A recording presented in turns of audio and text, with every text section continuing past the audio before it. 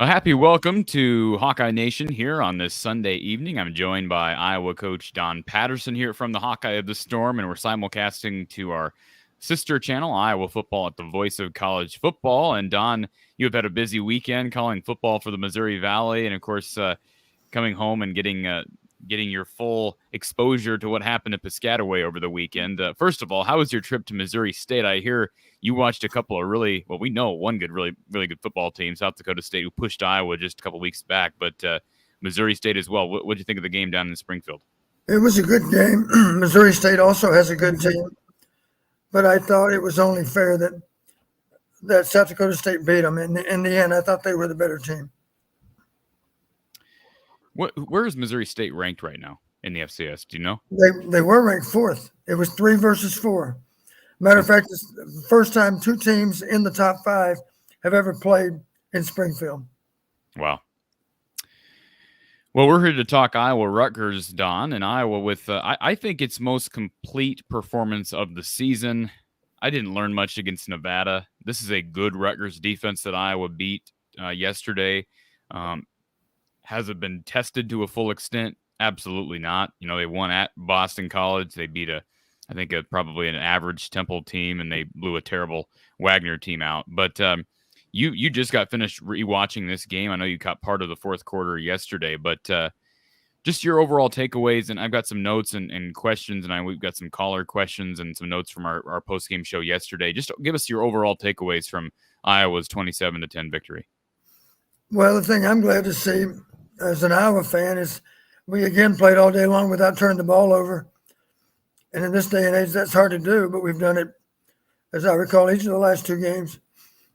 So that's a good sign. We're protecting the ball well. And, of course, we're +3 on turnovers, and 2 of them couldn't have been any bigger than what they were. So a lot of things to feel good about. I feel good about our pass rush. I swear our pass rush is relentless. We only ended up with 3 sacks, but that quarterback deserves a medal because he got the crap knocked out of him, and he kept getting up and going again. So I give him a lot of credit. He took a beating in that game. That was one of my notes as well. Evan Simon is his name, and that guy is an absolute soldier. Because you're right. I mean, and it wasn't just the same guy. It wasn't like playing Aiden Hutchinson last year in the Big Ten Championship game. I mean, I saw Noah Shannon lay a hit on him. I saw Lucas Van Ness lay a hit on him. Joe Evans laid a couple hits on a couple different people, not just Simon. I think Aaron Graves got one in late. He's going to be seeing black and gold in his dreams, Don.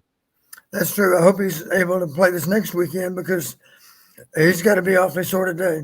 But boy, he just kept getting up, didn't he? He just never. He did. That just you respect it, and you know this as a former coach. You grow to respect a kid for, especially someone who was supposed to be the third stringer, Don.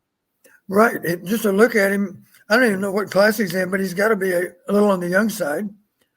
He looks like he's barely started shaving, and yet he's out there playing Big Ten football and playing it to a pretty high level. So I give him credit for that. Can we talk more about that defensive line? Are they, the only thing I would say about the defensive line to nitpick is it seems like maybe they're a quarter of a second late on a lot of pass rushes. Now, maybe I'm wrong, and maybe that's just Rutgers doing a good job getting the ball out of the pocket. But boy, it seems like they're so close to being absolutely dominant. Not that they're not already really good, but it seems like they're very close. Are you seeing the same thing? Well, our pass rushers, you mentioned Aiden Hutchinson. Of course, in every case, he was an edge rusher. He was simply beating an offensive tackle against most opponents quickly and getting to the quarterback quickly. A lot of our rushes, if you go back and look at them, they're what I would call a weave rush. Our linemen are not just charging into what appears to be the logical gap. Oftentimes, we're looping a lineman around, penetrating with one, looping another. It takes a little bit longer to run that path, of course, to the quarterback, and that gives the quarterback sometimes barely enough time to throw. It's very difficult to block, and our schemes are good, and I'm sure we'll continue to use them. But if you feel like we're a little bit late getting there, sometimes it's because we didn't run it anywhere near a direct path.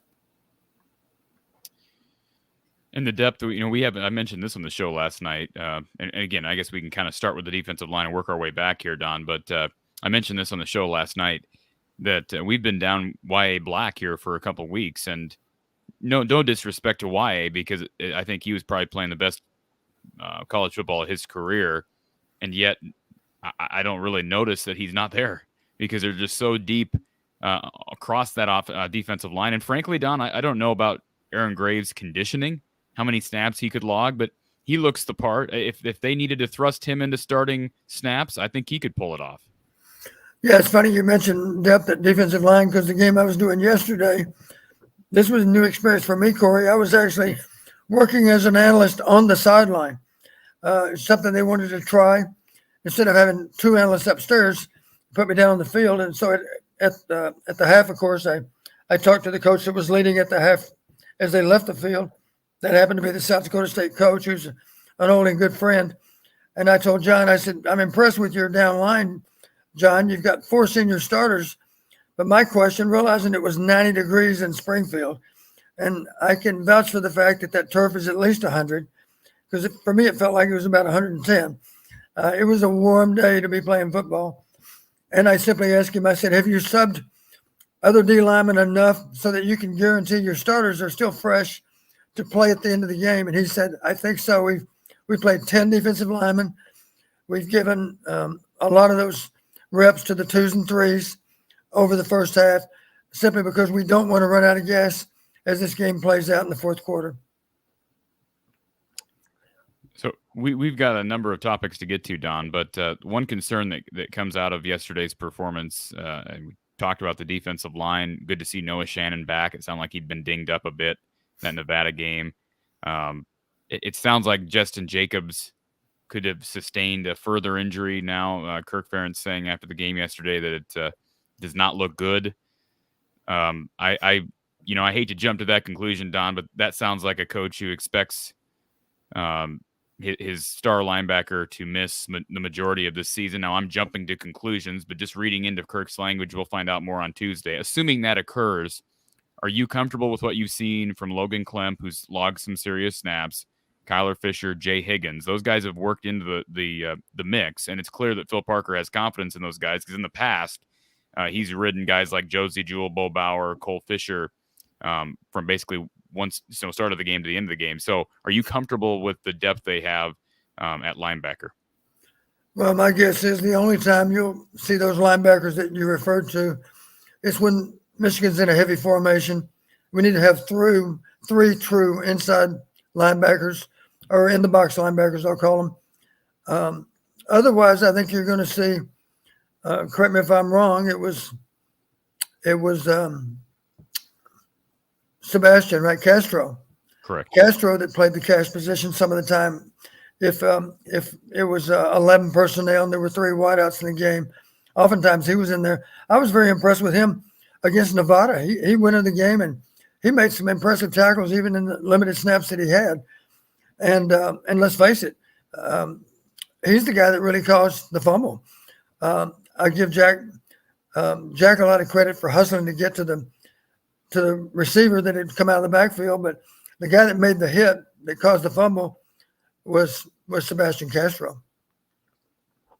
And somehow he got on his feet quick enough to be right there at the goal line when number 26 carried the ball across for a touchdown. I don't think people realize, Don, this defense is really, really good. And I know that we haven't seen them. We're going to get tested this next week. And the defense is going to be tested against Michigan. It's going to be tested against Purdue. It's going to be tested against Ohio State. But Don, I'm pretty bought into this front seven. I was before the season even started, and I think they've more than proven themselves. And the defensive backfield right now looks better than I anticipated. Honestly, I watched a game like yesterday, and I know Rutgers does not give you a ton, although Aaron Cruikshank is a proven Big Ten player. Sebastian Castro looked really good, and that's encouraging to me. When you're down. They were down Terry Roberts yesterday, so Cooper DeJean slides over to the other corner spot, which leaves that cash position open. Justin Jacobs plays part of the game, but I mean, like I said, you see Fisher in there at times, and you saw Sebastian Castro in there, and I thought both of those guys, especially Castro, held their own. That's encouraging to see in a Big Ten game on the road, is it not? It really is. Right now, one of my concerns for Michigan, we don't want Jack Campbell to come out of the game, and we're not crazy about number 44 coming out of the game either. So those two guys, my concern is that they end up with too many snaps next Saturday. Hopefully not. A little bit of that's on them, of course. Our defense has got to be good enough to get off the field and not allow any of those long sustained drives, such as the one that Iowa State had. That'll be a challenge. It'll be a challenge for our offense to stay on the field against a good Michigan defense. But the challenge is on both sides of the ball. If the defense is put on the field a little too often, they've got to find a way to get off. I got some complaints last night, Don, that we kind of went off the rails with our show last night, and I think we had some callers that had enjoyed themselves during the day, and we had some extended call. That's the right word, extended calls. So we're going to try to break it down as much as possible. The line is open. I'm happy to take calls, and we will take calls. I'm going to try to keep the calls a bit shorter tonight because I know people want to get substance out of this. We got about an hour and a half with Coach. We're going till 8:30 Central Time, so we want to hit on a variety of subjects. Before we get to some of my notes, I know Ryan's been on hold, so let's add Ryan to the mix. Ryan, good to see you again this evening. What you got for Coach Patterson and I? Good evening, Coach. Kind of wanted to get Coach Patterson's take on, with his offensive coordinator hat, on how to approach Michigan. As Corey, as was discussed last night, there was a throwaway pass to Brody Brecht early in the game. Technically, I guess you can call that a target, but it really wasn't. The first actual target to a wide receiver was Ankeny. It was an incompletion at the 13:06 mark to go in the fourth quarter. And then the very next play, there was a little five-yard dump off to Arlon Bruce.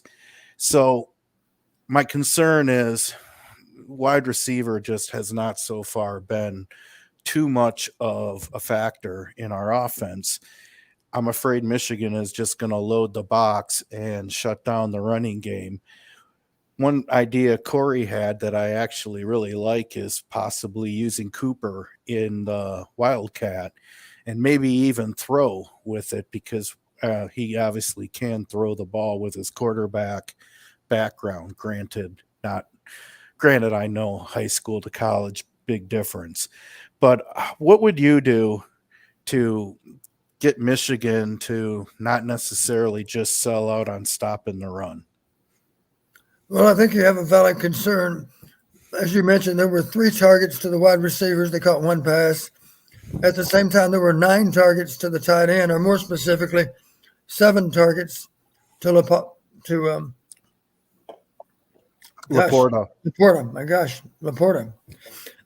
So I don't really, and then a few targets to the backs.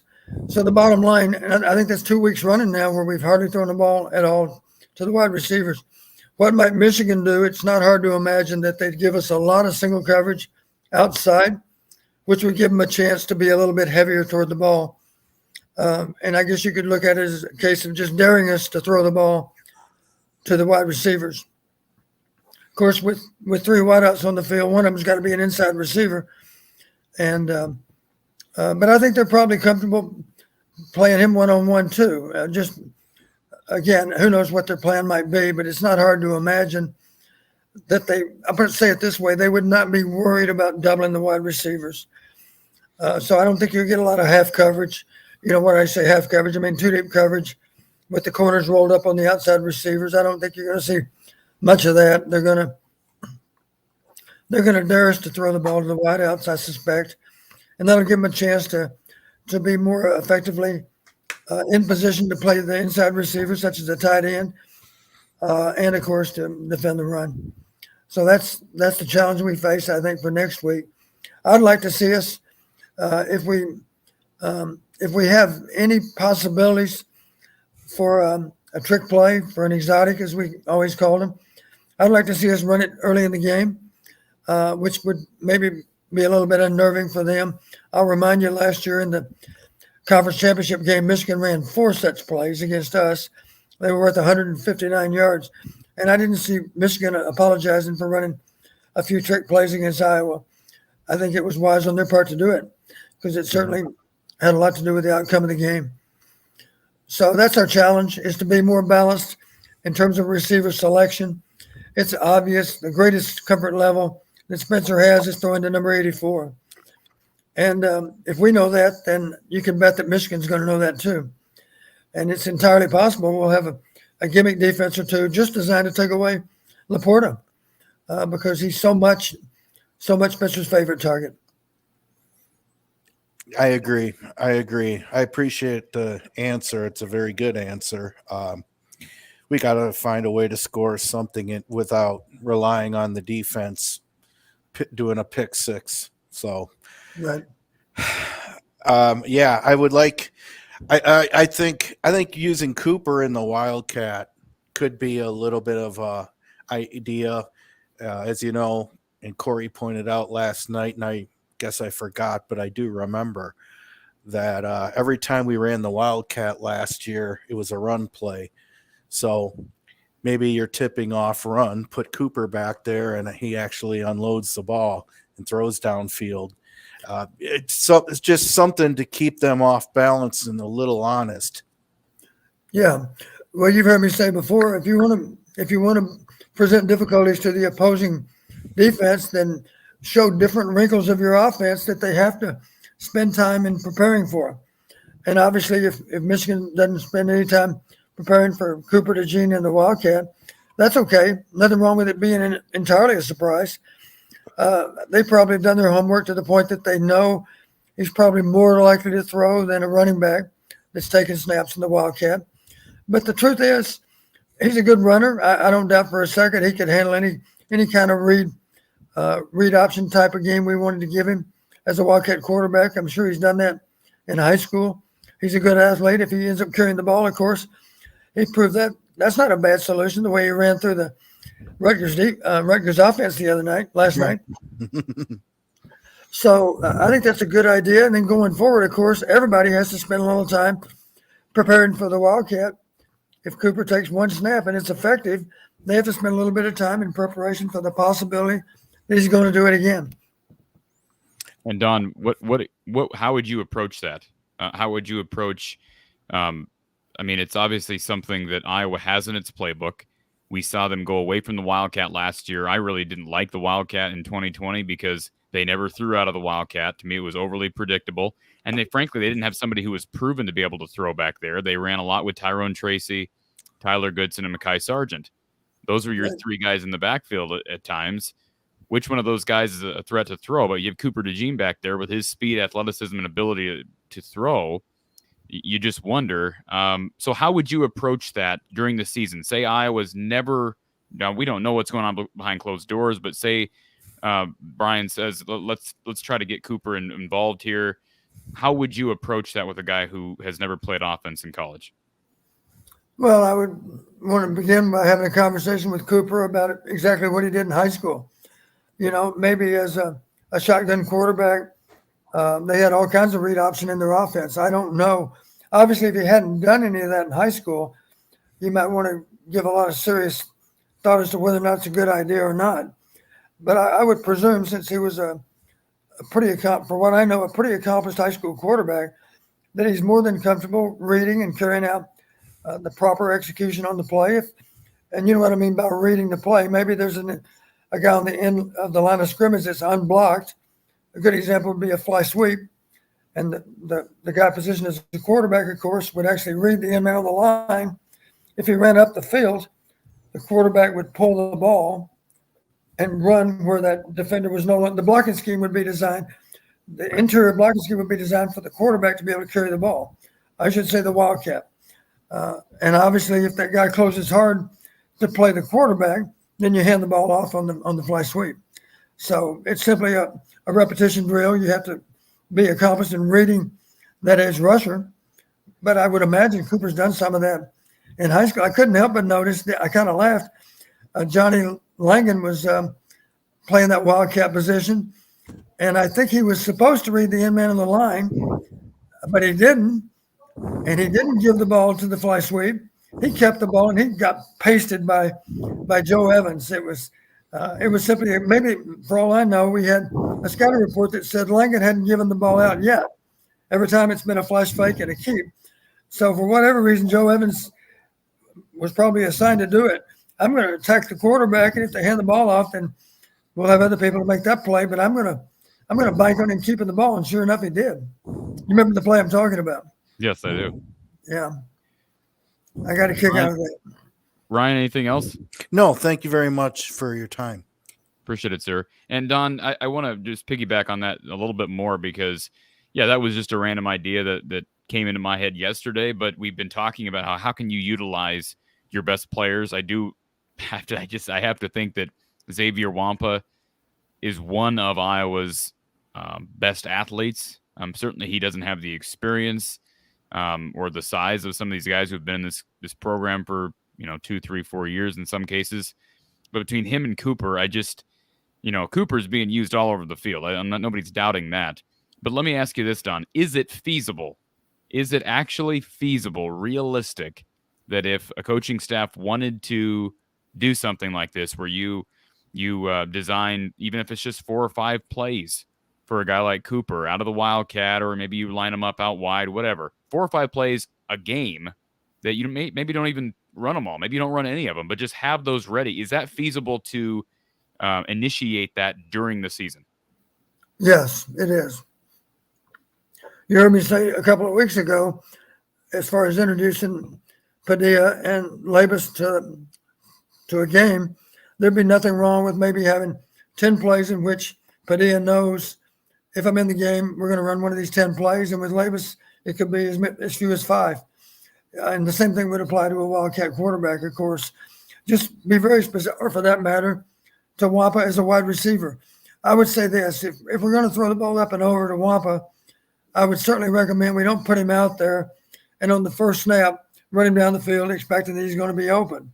Any corner with half a brain might realize maybe he doesn't even know who number 1 is. That's entirely possible. But even then, there's going to be people on the bench alerting him that this might be a go route, because what else could Wampa do without any kind of preparation as a wide receiver?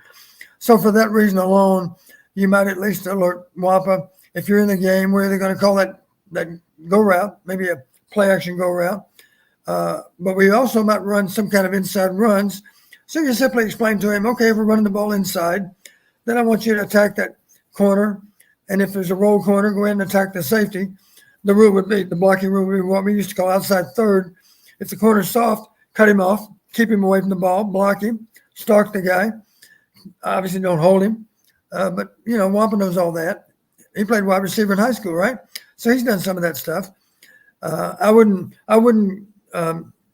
be very specific about the plays that we're going to call if he's in the game. But it would be logical that you'd have a few plays that you could run in which Wampa appears to just be a decoy.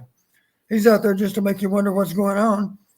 Maybe that's what they think on the first 3 or 4 snaps that he has. And on the 5th play, maybe he goes deep and beats him for a touchdown. That's entirely possible.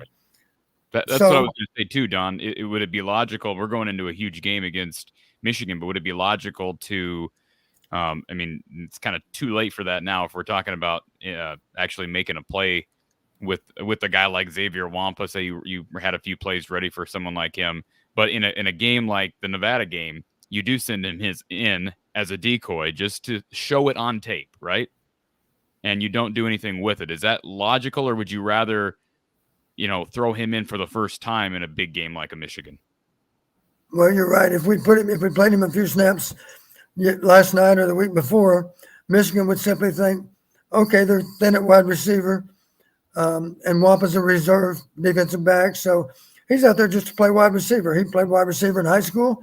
It wouldn't be too crazy on their part to think he's simply adding depth to the wide receiver position. And they might wonder, I wonder if they're actually going to throw him a pass. Well, they might have to find out the hard way. That would be okay. I'd like for that scenario to play out. I think it's a fascinating conversation, Don.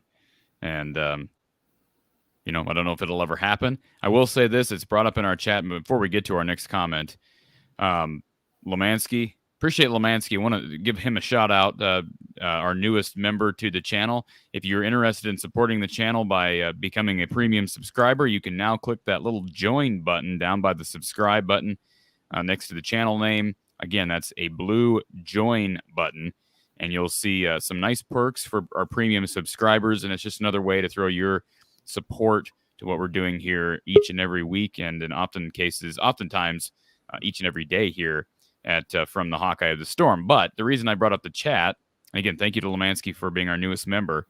The comment was brought up about the 2021 Big Ten championship game and the halfback pass that Iowa did attempt from Gavin Williams to Monty Pottebaum. Now, I like the creativity of that pass, Don. I don't love the fact that you're throwing it to a fullback over his shoulder. That just seems a little bit counterintuitive. Maybe you can design it for someone who's got proven hands, and I don't want to insult Monty Pottebaum's ability to turn around his agility, but you know where I'm going with this. Brian and this offensive staff did prove last year against Michigan they were willing to be creative, and I applauded them for that. Would you believe that was a result of just this is the Big Ten championship game where we've got to throw something else out here? This is do or die. This is the biggest game of the season, or is that a result of opponent? Do you think Iowa saw something on tape from Michigan that they believe made them vulnerable to it, maybe a trick play? I would imagine they felt running the ball down the goal line as often as we do, it would make sense that a halfback pass would have good effect. Typically, a halfback pass is not thrown to a fullback. It's typically thrown to a tight end maybe or a wing receiver that's in there close to the formation. They show run, and then after a certain delay, of course, they release into a route. One thing that made that difficult, it appeared there might be some confusion as to whether the ball was supposed to come in over the inside or outside shoulder. I'd certainly recommend it not come in directly over his head. That's the more difficult angle. The angle is difficult for a fullback to get out and catch the ball under that circumstance. And Pottebaum gave a good effort, but it appeared there was some confusion about whether it was supposed to be over his inside or outside shoulder. You think we see a trick play, Don, this weekend from Iowa? Out of Michigan, I think we will. But, we're going to see it out of Michigan because they ran, 3 last year against Iowa? They ran 4. 4. So we're gonna see something exotic from Michigan. Will we see something exotic from Iowa? I would hope so. I think so. And I just hope it's all based on film study, that they've seen a vulnerability in the Michigan defense that we can take advantage of, if only because we're showing one thing and doing something different. Simple example might be a reverse pass, of course. We're not just a reverse, but they're throwing the ball down the field. The reverse man is. Surely we can find one right receiver that's a good passer. Trying to think about the receivers. Brody Brecht is a pretty darn good pitcher. Does that make you a good quarterback, Don? That means he can throw a football 95 miles an hour, I guess. And he's got size. He's got size. The height of a quarterback. So it will be interesting to see if Iowa pulls an exotic out of their hats. And I've asked this question before, Don, but let me just ask it again. We got a couple people here waiting on hold to talk to you. But in 2017, and you'll remember this, 2017 and 2018, Iowa ran a bunch, and I mean a bunch. We're talking probably in those 2 years, at least 6 or 7. And that's a lot when you think about it. Like 6 or 7 trick plays, like literally trick plays on special teams. They've completely abandoned that, Don. They haven't shown that. I don't believe they ran a single trick play on special teams last year. Maybe they ran one with Torrey Taylor. Maybe that was last year. They ran one as Torrey Taylor trying to throw for a first down, which didn't work. And I thought that was not real well designed. But you'll recall in 17, a number of successful trick plays from the long snapper hiking with his left hand to TJ Hawkinson out of a weird alignment along the goal line to, a throw to AJ Epinesa at Michigan State in 2017 over his shoulder for a touchdown. They had a throw to Sam Brinks over his touchdown against Penn State in 2017. Why do you think they abandoned that? Because it was working. Well, one possibility is we've simply decided that people have decided let's be much more cautious when we play Iowa. So we need to line up and defend the possibility of a trick play. And the good side of that, of course, that means whether it be a field goal attempt or a punt, that means the rush is no longer a priority for the defense. They're simply waiting to defend a trick play that might show up. And in that regard, it does have a good effect, of course. Maybe in certain cases, the opponent we felt is for sure alert for any and all tricks, and for that reason, maybe that's the end of the tricks for any particular opponent. That doesn't explain why we might go an entire season without running one, because you would think that somebody would maybe be vulnerable to a trick play in the kicking game. Yeah, I was just amazed. I remember sitting there in 2017 watching these games thinking, man, they work every time. And they look like low percentage plays. Like typically, Don, when you've got your punter throwing off his back foot over the shoulder to a defensive end, you wouldn't think that's a real high percentage play, but Epinesa made the catch, Sam Brinks made the catch, and Sam Brinks was a touchdown catch. It was just incredible to me. You've heard me say about exotics before, and even the kicking game is still an exotic. It's a trick play, right? Exotics don't require great execution. They just require good execution because of the element of surprise. And you simply cited that very case that it didn't appear that we executed the play that well, but we fooled them when we did it, and that gave it, of course, a better chance to succeed. All right. I got a few people in the chat, and the call line is open now. So if you were trying to call our 515 number, go ahead and try it again. We're back open there. So again, 515-635-1601. If you call that number, I'm going to put you on hold, so you're going to hear the show for a moment, and then you won't hear anything. So just be patient, and we'll get you in as soon as possible. We want to get to our next caller here on StreamYard. Hawkeye Howard's with us. And Hawkeye Howard, he's a Springfield resident, Don. So did you run into Hawkeye Howard yesterday, Don? Hawkeye Howard, how did I miss you at the game? Well, I didn't go to the game. I was sleeping. I thought maybe you checked with your weatherman and you decided 90 degrees. No, I don't think so. No, that wasn't 90 degrees. That was cool. Yesterday was a cool day at the time. I checked my phone at halftime, and it said the official air temp in Springfield was 90 degrees at that moment. That's just another day in Springfield. Which is one reason to live to it. One more reason to live in Iowa. That's another reason I moved out of Iowa. Like too being cold. And the reason I called in, I've been wanting to talk to you, Don, about I saw a little bit, maybe I was just because I was driving, couldn't watch all of it. I just hear it. And what I could watch is some of it, but is it to me, or maybe I was wrong, when they went a little faster, the offense did a little bit better. And to me, and Don, the reason what I really wanted to ask you, since the offense is so young and we're having issues, what if we go to like a little faster offense? Not a no huddle, but a little bit faster. Kind of let the guys maybe have something pre-planned, two calls, 2 plays already in our back pocket we can use, and a third one for an audible we can use, maybe to let them not think about things as much as, and let them just react instead of, okay, this is what I need to do. So maybe that might be ends.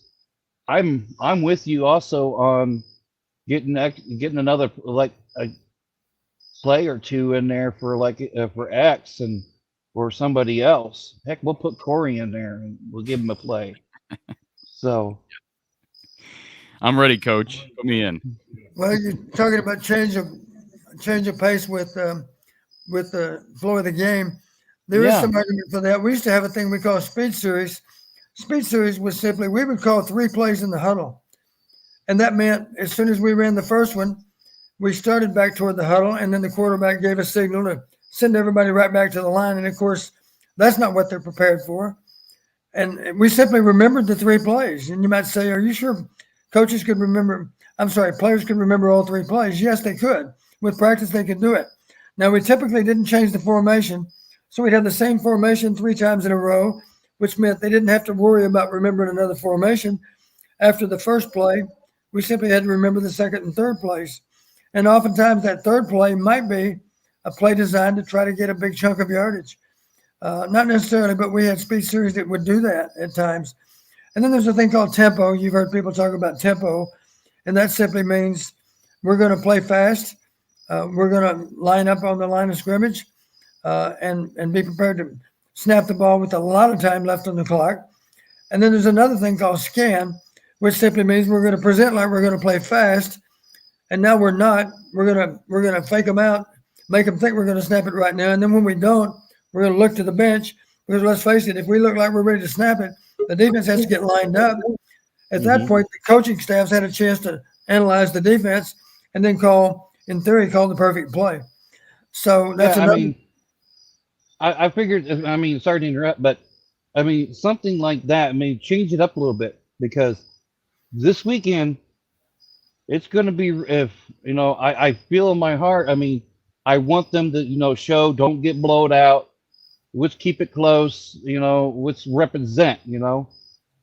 I think we're maybe winning by one, but that's the homer in me. But to be honest with you, I don't know. So. Well, one thing we obviously need to do, we need to be sure that the game's in doubt headed into the fourth quarter. Just imagine if it is a very tight game, and that's, of course, there's an excellent chance that it will be a tight game because you're talking about two really good defenses playing. Then if we can just have the game in doubt into the fourth quarter, then you're going to get all kinds of noise out of the Kinnick fans, and it'll be a huge home field advantage at that point in the game. If that happens, Coach, if we're close in the fourth quarter, look over to the north end zone behind the goalpost. There'll be probably a drunk fat guy rolling his shirt around with no shirt on. That'll be me. That would be you. That's good to know. All right, guys. That's all I got. You have a great show. All right. Safe travels to Iowa City, Hawkeye Howard. We'll see if our freshman place kicker can hit you while you're behind the uprights. Hey, that'd be cool. I'd make TV. There you go. Thanks, man. Appreciate it as always. All right. Thank you. Always love hearing from Hawkeye Howard. And I just want to say something real quick. And we'll get to our next caller. I have some people asking some questions in the chat, and we'll get to that in a moment. Let's get to our caller who is waiting on StreamYard, then we'll get to our phone line. James, how you doing today, buddy? James, are you with us? Yeah, I'm here. How you doing, buddy? Hello? Can you hear me? Can you hear me, James? Hello? Once. Can you hear me, James? Yeah, I can hear you. Yes, you're on the air. Yeah. Am I not the only one that's noticed that since we've had the running game going the past couple games, that it seems like the pressure that's been on Spencer has been a lot less? Don, I mean, they certainly ran the ball at times a lot better yesterday. They got a good push. Yeah, we had twice the rushing yards that Rutgers did, and that did make things more comfortable for Spencer. And let's face it, if Rutgers had a better running game, then that poor quarterback wouldn't have taken such a beating. Maybe they could have actually run some play-action passes. No reason to bother with play-action pass, though, if you can't run the ball, because it's not going to have much effect. So, yes, that would be a nice touch if we could get that done. Incidentally, talking about our running backs, I think it'd be interesting just to poll all of our listeners. Corey, if you had to pick one running back to have the most carries, which one would you pick? I think that'd be a very close vote right now. Certainly some would favor LaShawn. He had the best average yesterday. Some would favor our freshman, and some would favor Gavin, as a player that was more proven and maybe less likely to make a mistake because he's got more snaps, of course, I guess, probably than either one. Maybe LaShawn has as many snaps as Gavin. I'm not sure over his career. Would Gavin have more, you think, Corey? Probably. From last season? Yeah. A few more? Yeah. Anyway, we've got a good problem there because all three of them have shown at one time or another that they might be the best of all three backs.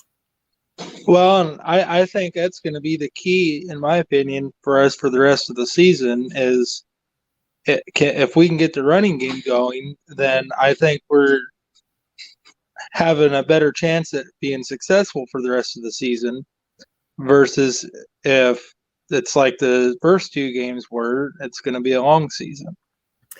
Well, let me tell you how important it was last season. And I'm just talking about Iowa's 10 games in the conference, 9 regular season plus Michigan. The team that outrushed the other team won 9 out of those 10 games. And the only exception was Minnesota. Minnesota outrushed us by more than 100 yards, and still we were somehow able to beat them. But the bad news, those 3 teams that beat us, all 3 of them outrushed us. So believe me, Coach Ference is aware of that, and he recognizes if we're going to hang with Michigan, we better at least be able to rush the ball on par with what they're doing. I think a lot of these fans that we have aren't seeing the fact that, like, if we don't have a rushing game, what are they going to do? They're going to make Spencer beat them, and that's rough when you can't do that. When you can't run the ball, then okay, well, guess what? We're just going to gear up and stop the pass. Right. And I think getting the running game going is going to be crucial to us if we're going to have a shot at retaining the West Division title. No doubt about it. Yeah, predicated on the run, James. If you don't have a two-dimensional offense, then you're spinning your wheels, that's for sure. It's not going to work. Iowa's always been the type of team, no matter who we had for an offensive coordinator or even a quarterback, well, minus with Drew Tate, but we've always been a run first, pass second type of offense and type of team, and that's where we've had the most success, is being able to run the ball and then hit you deep when we need to. Absolutely. Oh, you're right. Anything else, James? No, I think that's it. Appreciate you calling in. We'll hopefully chat after the Michigan game or maybe on Wednesday. Absolutely. Thank you, sir. Have a great night. Appreciate James's call. I just want to say this real quick. So a couple comments here in the chat that I want to make sure we're clear on. I mentioned becoming a subscriber, and someone said they could not see the join button. All right, here's the join button. I took a screenshot of this for everybody. So this is, let me get rid of this comment. Oh, let me get rid of this as well. Okay, that's what it looks like, right? This is the channel. So you see that big join button in the center? Hopefully everybody sees that. That's how you join as a premium subscriber. If you're on the video, if you're actually watching on your phone, well, we can't see it because of the, again, let's get rid of that. There, see the very bottom next to subscribed, you'll see that blue join button. Now, I guess I should mention, if you're on a desktop, I don't know what it looks like on a smart TV, but if you're on a desktop computer, and again, you're interested in becoming a premium subscriber, I'll share my screen here so you can see it, perhaps, just so everybody's aware. All right, this is what it looks like. So you'll see the join button right here. Okay, this is the channel, subscription button here, join button right here. So you click that button and you'll get kind of a breakdown of the different perks and your ability to support the channel in that way. So just wanted to throw that out there real quick.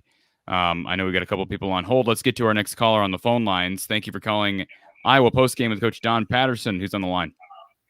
Yeah, this is Clint from Des Moines. How are you guys doing tonight? Good. How are you, Clark? Hey, doing pretty good. Clint with a K. Clint. But that's all good.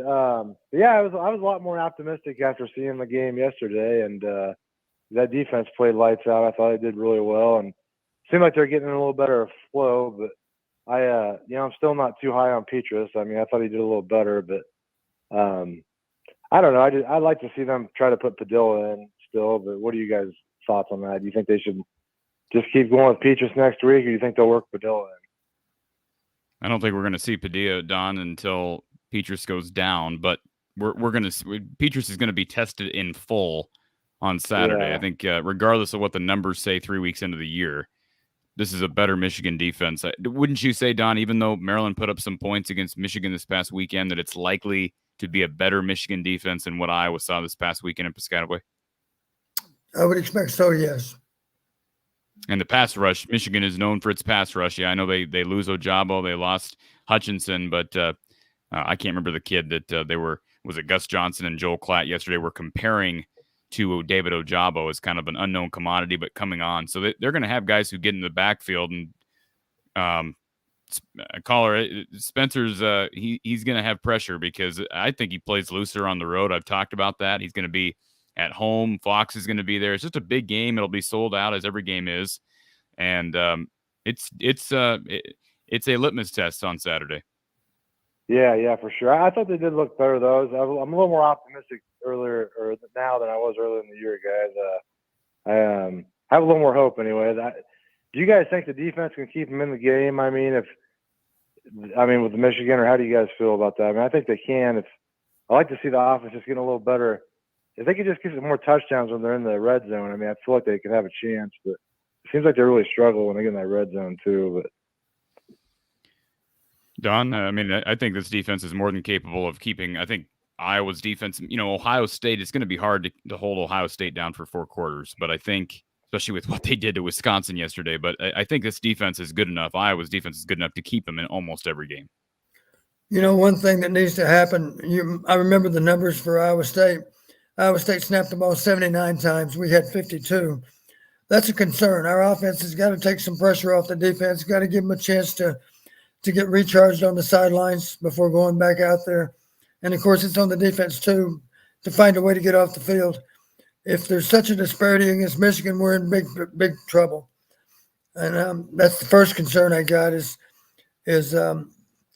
try to be sure that we're effective on first and second down so that we can get Michigan into a more predictable third down.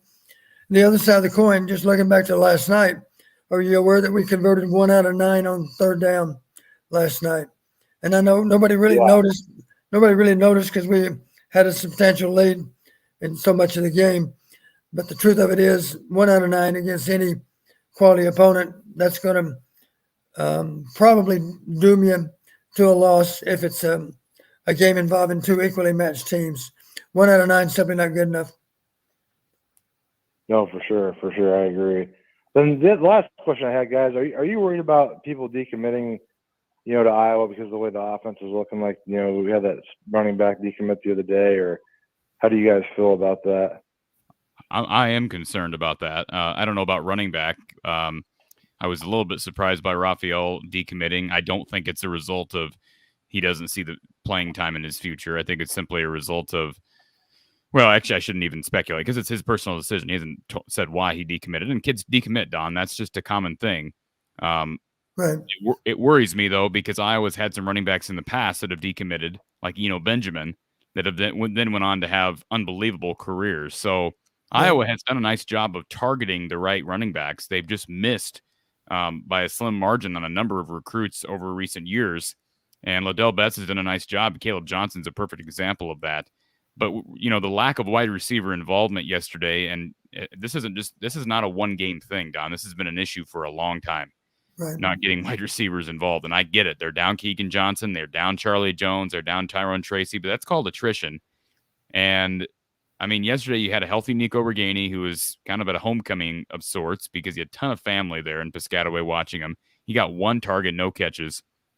Arlen Bruce had 1 target for 1 catch and 5 yards. No targets for Alec Wick or Jack Johnson. I'm assuming Wick was out there. I didn't notice him. I know Jack Johnson was. Brody Breck was out there, had a nice pancake block on a run. I don't know when that was in the game, but no targets for Brody. Just your thoughts right now on lack of receiver involvement, and does it worry you about in the recruiting world? Well, let me throw out this possibility with the running back. Maybe he decommitted because a freshman running back named Caleb Johnson broke off 2 long runs last weekend against Nevada. Maybe that's one reason he decommitted. He didn't realize. You think that's reasonable, Don, that a commit would decommit based on a true freshman knocking off a couple big runs against Nevada? You wouldn't think so, but who knows what goes into a 17-year-old's mind. Maybe he didn't even realize that Iowa had a promising freshman running back. I don't know why. It could be a variety of things. And like you say, it's not up to him to explain why he makes his decision. Be difficult to figure it all out, but I do think that sometimes that might enter into it. Maybe it's simply a case of him seeing some other team that looks even more attractive based on the fact that maybe their offensive line appears to be better than ours. Who knows why young men make decisions when they do. But I will say this, part of any good recruiting effort involves building a strong relationship with the young man. Talking about our quarterback that's still playing high school ball. I'm not too concerned about him doing otherwise than come to Iowa because we build a relationship with him. Even if we have problems with our offense right now, he simply sees himself as a good solution to our problems. And for that reason, I think he's probably more motivated than ever to come to Iowa. He probably wishes he could suit up this fall rather than next fall. Yeah, for sure. That makes sense. Well, I'm more hopeful going into next weekend than I was. So hopefully they can pull out a win, and we'll kind of see what happens. But thanks a lot, guys, for the show and for your comments. Appreciate the call, sir. Thanks for the support.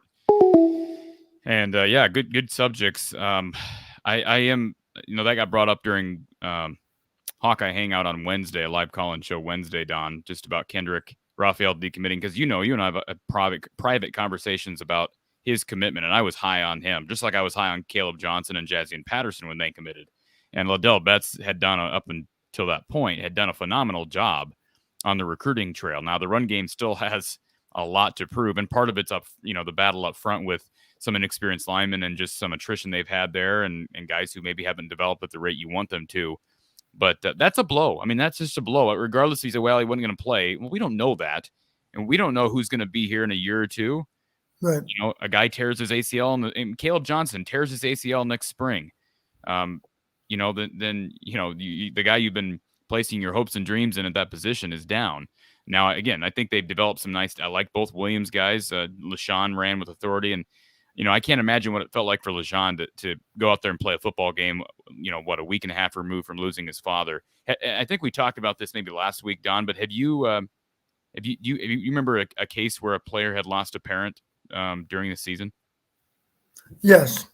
Any number of times it's happened through the years, and we would never suspect at all, never dream that player might do anything other than be with his family when they need him the most.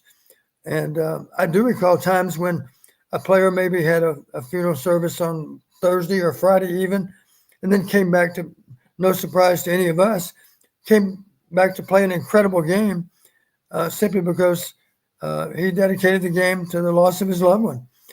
You can imagine that would give you extra motivation. I'm not saying that that's what happened with LaShawn, but I do recall that LaShawn had the best rushing average yesterday. I believe he had 11 carries for 64 yards.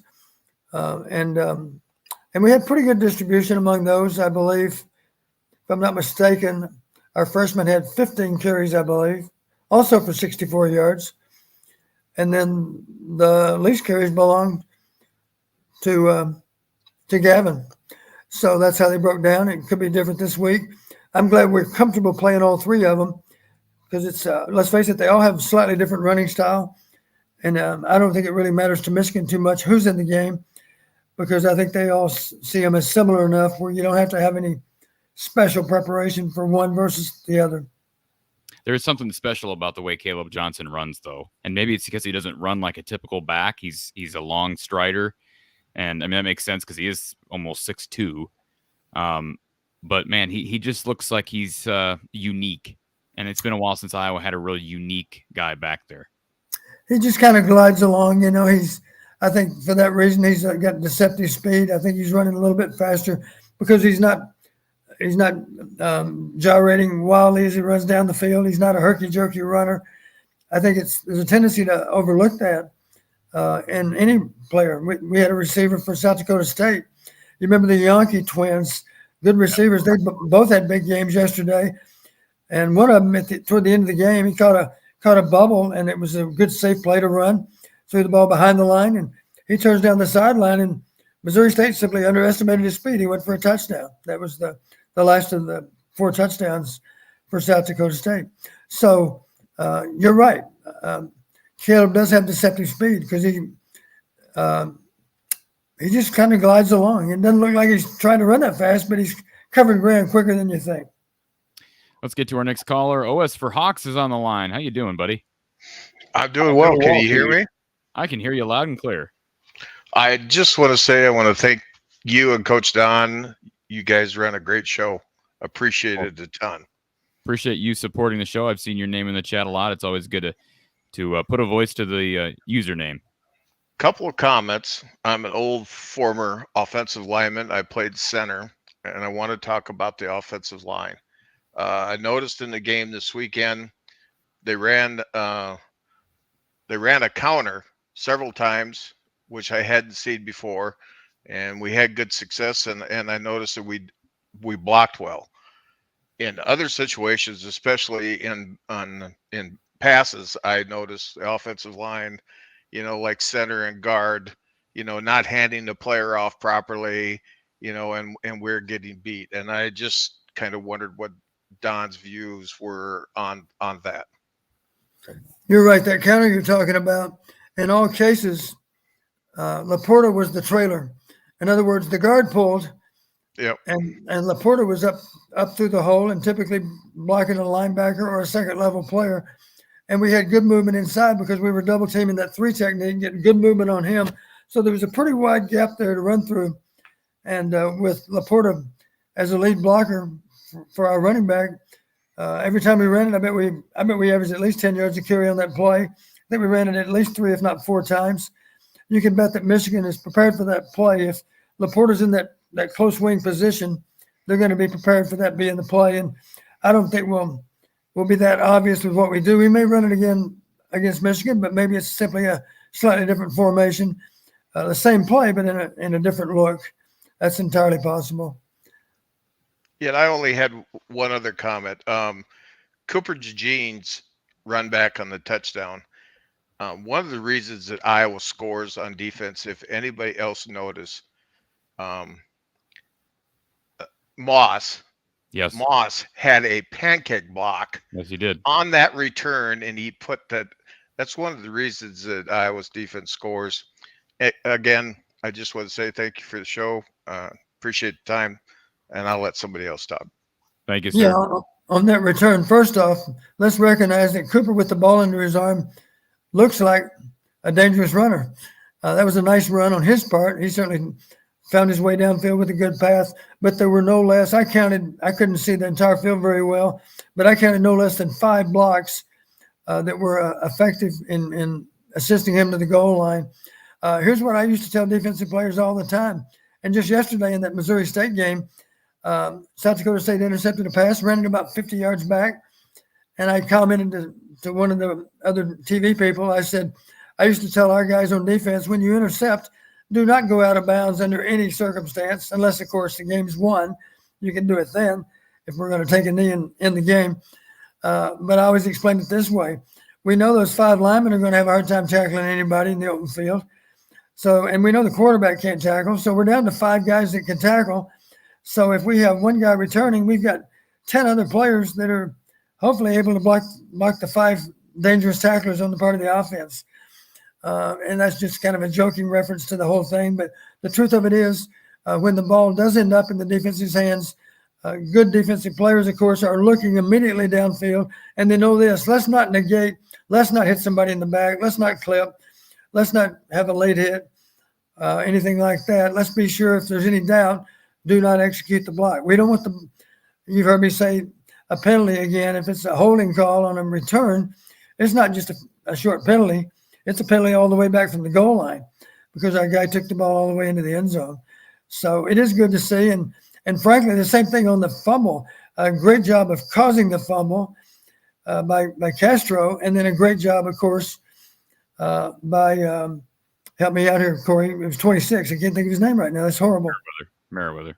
Yeah, Merriweather. Great job returning by Merriweather, but I couldn't help but notice Castro caused the fumble, and Castro was escorting Merriweather down the field. Those guys immediately got back to their feet and immediately started running to the goal line to help out the returner. Great football. It was fun to watch, and I tell you that this defense really is fun to watch. They are number 1 in the country right now in scoring defense. And I'm not trying to be Debbie Downer, but the fact of the matter is, right now, if you go to NCAA.com, Don, you're going to see Iowa is the number 1 scoring defense, and they are the 131st team in total offense. Right. Have you ever seen a discrepancy like that on a football team? Ever? Yep. In defense of the offense, let's mention this. When we do score on defense, obviously that means the offense didn't have a chance to even get out there and play. So, and how is this for a crazy first quarter? We had 8 snaps, as I recall. We had 8 snaps worth 26 yards, and we had a grand total of 1 first down in the first quarter. Part of that is because that pick six put Rutgers offense back out on the field again. And so one reason we had difficulty generating yards on offense is because our defense has an annoying habit of scoring when they have the ball too. That's a good problem to have. I want to thank All Country Boy, our newest subscriber here to the channel. And I should mention this. We're broadcasting on 2 different channels. We've got about 200 people on or from the Hawkeye of the Storm channel and about 40 people on Iowa Football, the voice of college football. So this is, of course, if you want to become a premium member to our From the Hawkeye of the Storm channel. So if you're watching on the other channel, go ahead and swing over to From the Hawkeye of the Storm maybe after the show. And, of course, to become a premium subscriber, you can click the join button next to From the Hawkeye of the Storm. And certainly if you have any questions on how to do that or interested in sponsoring the show or supporting it in some other means, I've said this a lot. I'll continue to say it. You can email me from the eye of the storm at outlook.com. That's from the eye of the storm at outlook.com. But again, thank you to All Country Boy, who is, you recognize usernames after a while, Don, and he's been with us, I know, since last year or earlier. So appreciate his support and all of our new members and people who are on here chatting and joining in the conversation. I know we've got a caller who's been waiting on hold. Let's get to our next call here during Iowa Postgame. Thank you for calling from the Hawkeye of the Storm and Iowa football, the voice of college football. Who's on the line? The other James. This is the James that calls all the time. I thought, James, I got to say, yeah, we had another caller, James. It was James H. Isn't your username James H too? Yeah. It wasn't me, though. It was the other one. That was a different guy that usually doesn't call. Okay. I just got home, so I was at basketball practice, so I don't know what you guys all went over. So if I go over something again, that's my fault. But sure. I just tuned in. But yeah, I was like, I feel like I know you said this a little bit earlier. Like I feel like Spencer definitely does play better at home. I don't know, maybe it's just the pressure of playing in front of the fans, or maybe because I know you said this last night too. I was tuning in for a little bit that we're booing him, so maybe he's getting They say that doesn't affect them, but sometimes they do notice it. So maybe he feels like he has to play better because they're booing him at home. Then when he's on the road, he can kind of be more free, if that makes sense. You don't have to worry about the crowd booing him as much. Yeah, and let's just call a spade here. I did say that, James, and the fact of the matter is, Don, you and I both know that Spencer was not getting booed before this year that I can remember. Now you're a season ticket holder, but I don't believe he was getting booed in 2021, correct? No, I don't think so.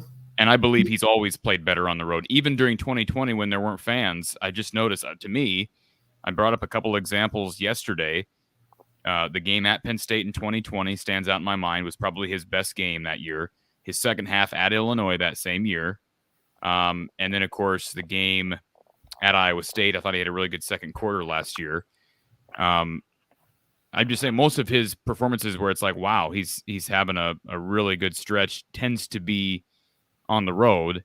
And so, James, I don't know if it's necessarily a direct correlation to the booing, but I think the pressure is a real thing. Don, have you ever dealt with a player being booed? Again, I'm not trying to say that fans are booing him. I understand fans that say, well, we're booing the coaching staff, but he's kind of on the receiving end of that. And it is what it is. It's unfortunate. I think we can all agree it's unfortunate.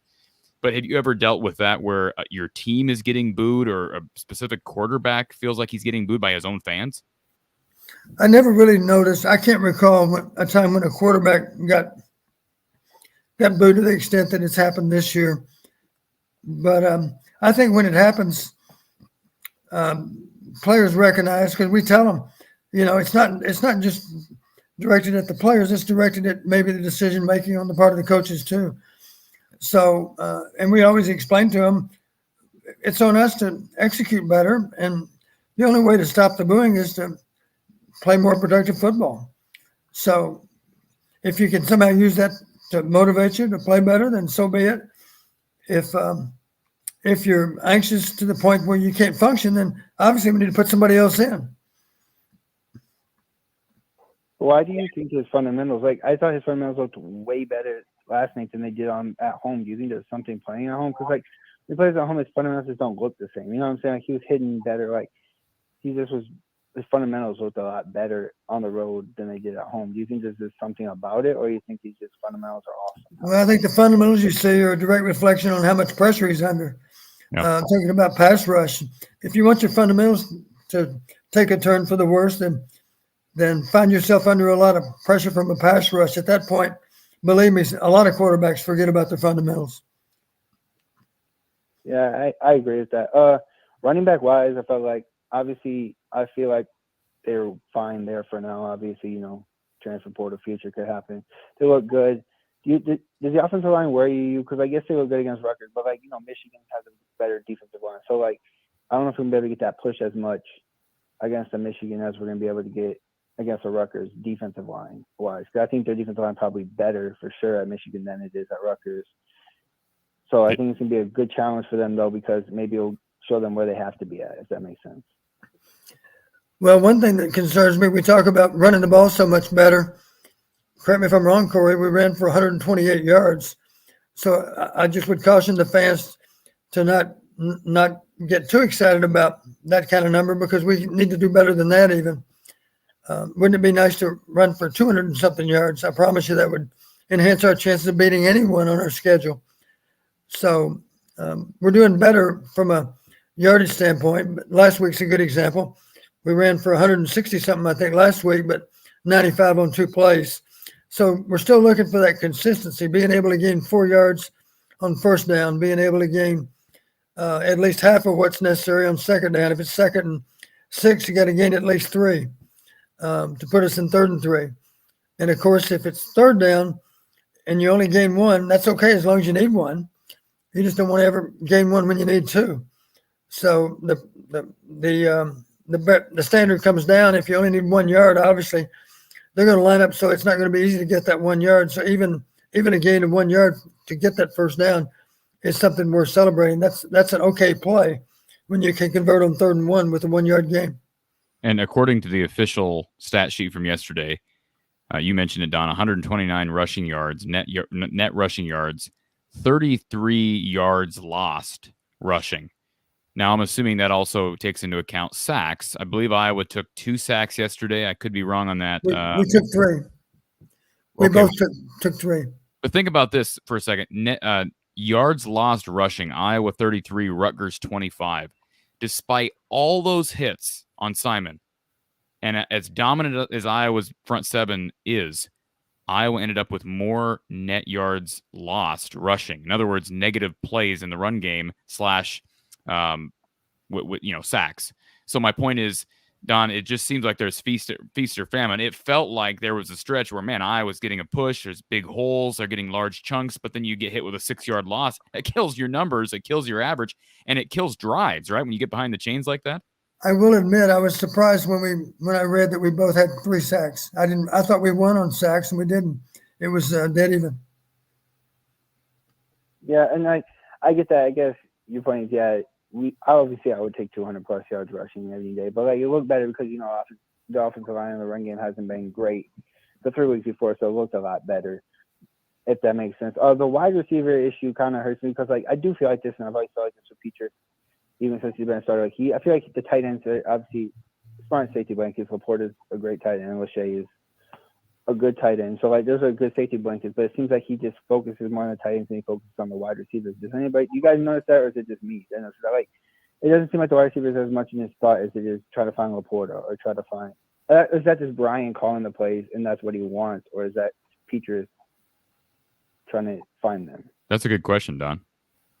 I'm not sure I understand the question. Explain what is the reliance on tight ends and the lack of productivity and targets towards wide receivers. You believe that's a reflection of play calling and what Brian's calling from the sidelines, or is that a reflection of Spencer and his comfort level with the tight ends and lack of comfort level with the wide receivers?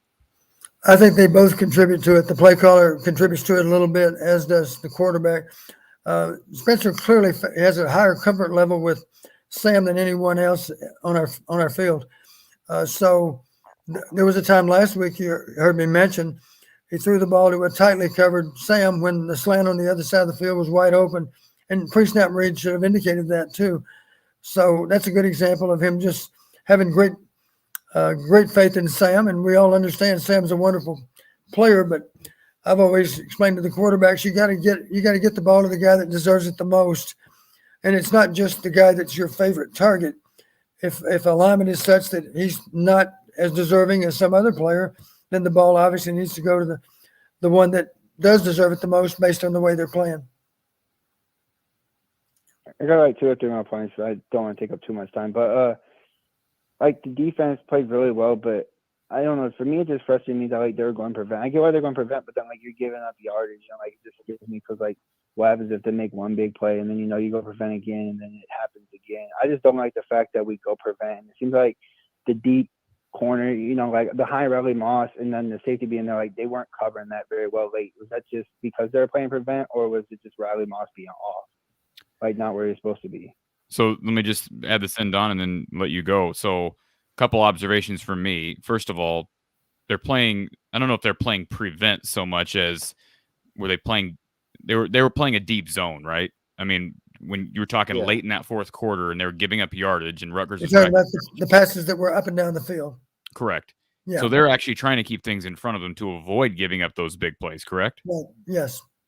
And I felt like I do agree with James on this. Riley Moss has gotten out of position a little bit more than you'd like. And tell me, maybe I'm wrong on this, Don, but he slipped and fell and gave up the touchdown to Xavier Hutchinson. And I'm not picking on him, but that's what happened. And then yesterday he gives up a touchdown where it looked like did he under pursue, did he over pursue? He just was out of kind of a weird out of position play, and he's kind of flailing backwards. He actually had one earlier in the game, very similar, almost the exact same play, where Riley ends up in front of between the quarterback and the defender, and he kind of flailed backwards, and it was incomplete, but it was very similar to the touchdown he gave up. Is he getting out of position in the red zone right now, or what's going on?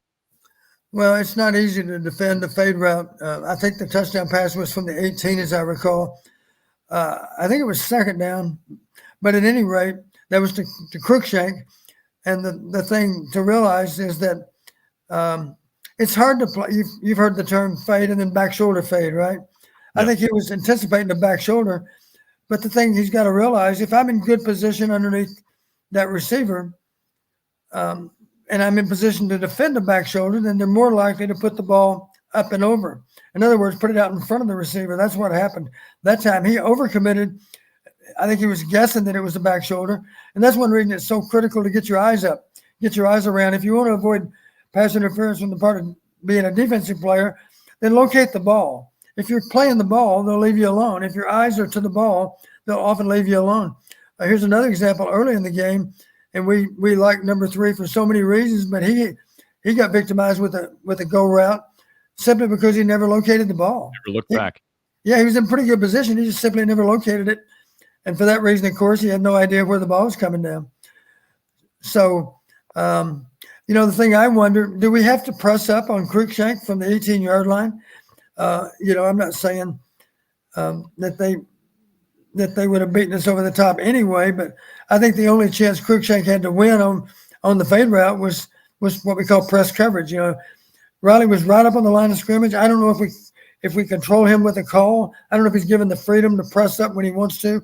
I'm not sure. That's strictly, of course, something the players and the defensive coordinator would know. But I am tired of seeing him beaten from a press position, because it's happened several times already.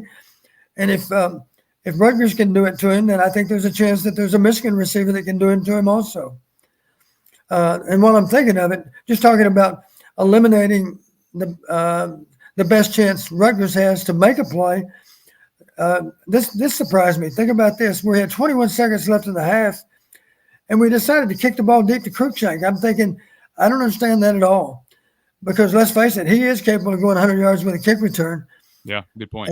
And I know we have confidence in our cover units, but why even tempt fate?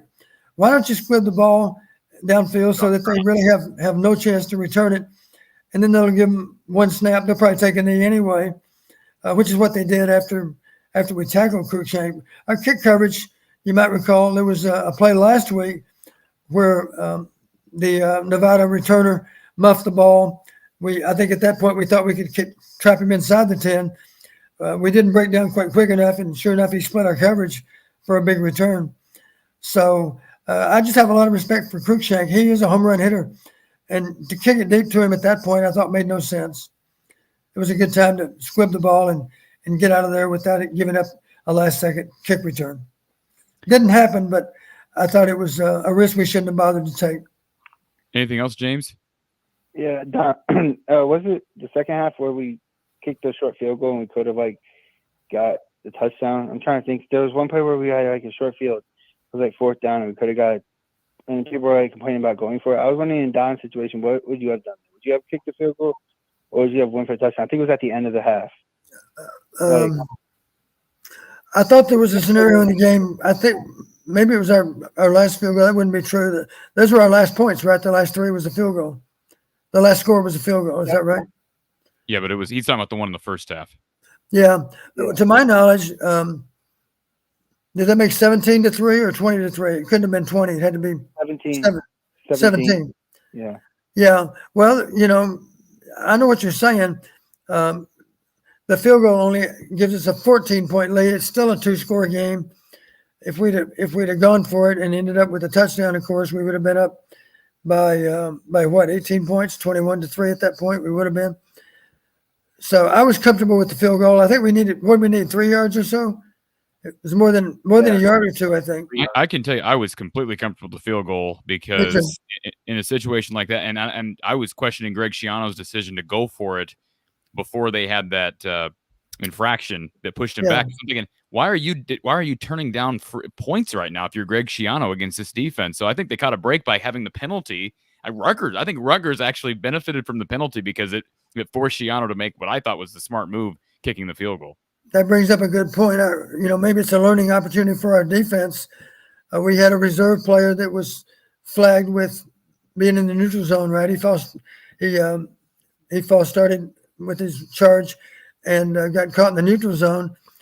And at that point, it was 4th and 8. But, of course, with the foul, it became 4th and 3. And now all of a sudden, Shano's thinking, let's go ahead and go for it now. What if it would have been 4th and 6 before that 5-yard penalty? Then it would have gone to 4th and 1, and they would have very likely converted on 4th and 1, of course. And my point is, that could be a really costly 5-yard penalty. So if it's fourth and anything less than 5, of course, 5-yard penalties is a killer. But even 4th and 6, 4th and 7, you're changing that 4th and 6, 4th and 7 to 4th and 1, 4th and 2, and that's a big difference. And you're just inviting them to go ahead and go for it at that point. I would hope that you could stop them, but let's face it, that was a bonehead play to get charged with a 5-yard penalty at that point. Did y'all see that pancake that Gavin had on the kick return? And the guy was like, whoa, he didn't expect Gavin to hit him like that. It was a good block. Did you see the block? I know it's been making its rounds on social media, Don, but it was on a kick return. Gavin Williams laying the heat. I don't know. I think I missed that one. Yeah, no, it was a good. I mean, it seems like they got a lot of selfless guys, and you expect that out of everybody on defense. It's good to see Gavin Williams willing to. I mean, that bodes well, right, Don, for it does offense. I used to say this too. You can always tell among the younger players who's destined to accomplish great things in their career, and the reason you can tell to begin with is their performance on specialty teams. I remember way back in time. I still remember. I don't mind bringing the guy's name up because I'm sure he'll be pleased if he finds out I brought it up. But the first time I noticed a guy named Dave Strobel, it was because on kickoff coverage, he was going to go down there and he was going to kill that returner. And he was notorious for doing it. He was just a very physical player. Even though he was a young player, he wasn't quite prepared to go out and play defense down after down. He showed us that he was certainly going to be ready to accomplish that as he gained a little more experience. But it all started with him making a name for himself as a cover guy. And we've got some young guys right now that are doing that. That's a really good sign. All right, James. One more thing. Oh, sure. Go ahead. One more thing. So the defense, do you know what was wrong with Terry Roberts? Do you think he'll be ready to play for Michigan? I get apparently. I heard Kirk say it after the game. He just was dinged up throughout the week, went through warmups, and kind of aggravated it. So I would think that we'll find out more Tuesday from Kirk. But my guess is they're hopeful that he'll be back. Well, it's just more. I just trust him a little bit more. I trust Gene. Obviously, Gene's a great, but he's Michigan's young still. Like Terry Roberts has been there and seen a lot of stuff, so I would trust him a little bit more. Maybe not to bite on like Terry Robertson double playing movement stuff great. against Michigan. Yeah. So like I feel like I'd be more comfortable having him in there against Michigan as the starter, and then moving Cooper back to Cash. Although he played well, he did make that mistake like Don said earlier in the game, but then he made up for it with the pick six. So, Right. But we'll see what happens, and hopefully, I mean, it's at Kennick, so you never know. There's always a chance when it's at Kennick, but Absolutely. you never know, and we'll see what happens. And enjoy the show, and thank you for taking my call. Enjoy your night. Appreciate it, James. Thanks for the call. I will say, Corey, one thing that's key this weekend, we have to get off to a good start. You remember Indianapolis too well, of course. If we get down by more than a couple of scores, then obviously that's a tall hill to climb. So it's critical that we get off to a good start and make it a tight game throughout. You know, we can't lose touch of Michigan from a scoring standpoint. We need to be certainly within 2 scores, and ideally, of course, within 1 score. I do think if we can make it a 1-score game going in the 4th quarter, we have an excellent chance to win the game, even if they are up after 3.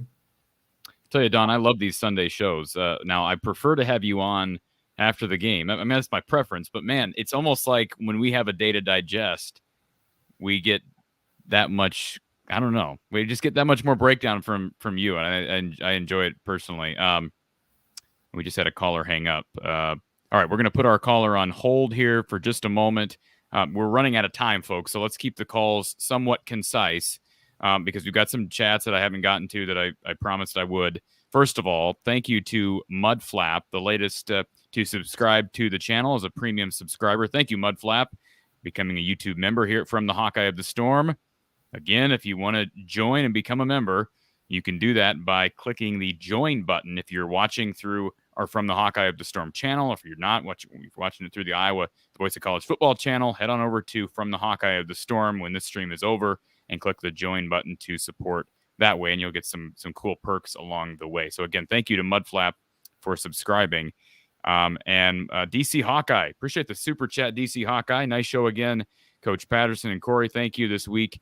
The tough sledding begins. Iowa's defense will not be enough to overcome the lack of offense. Let's be honest. The offense is broken, and the fish rots from the head down. Iowa's spending way too much money to allow for the 131st offense out of 131 teams.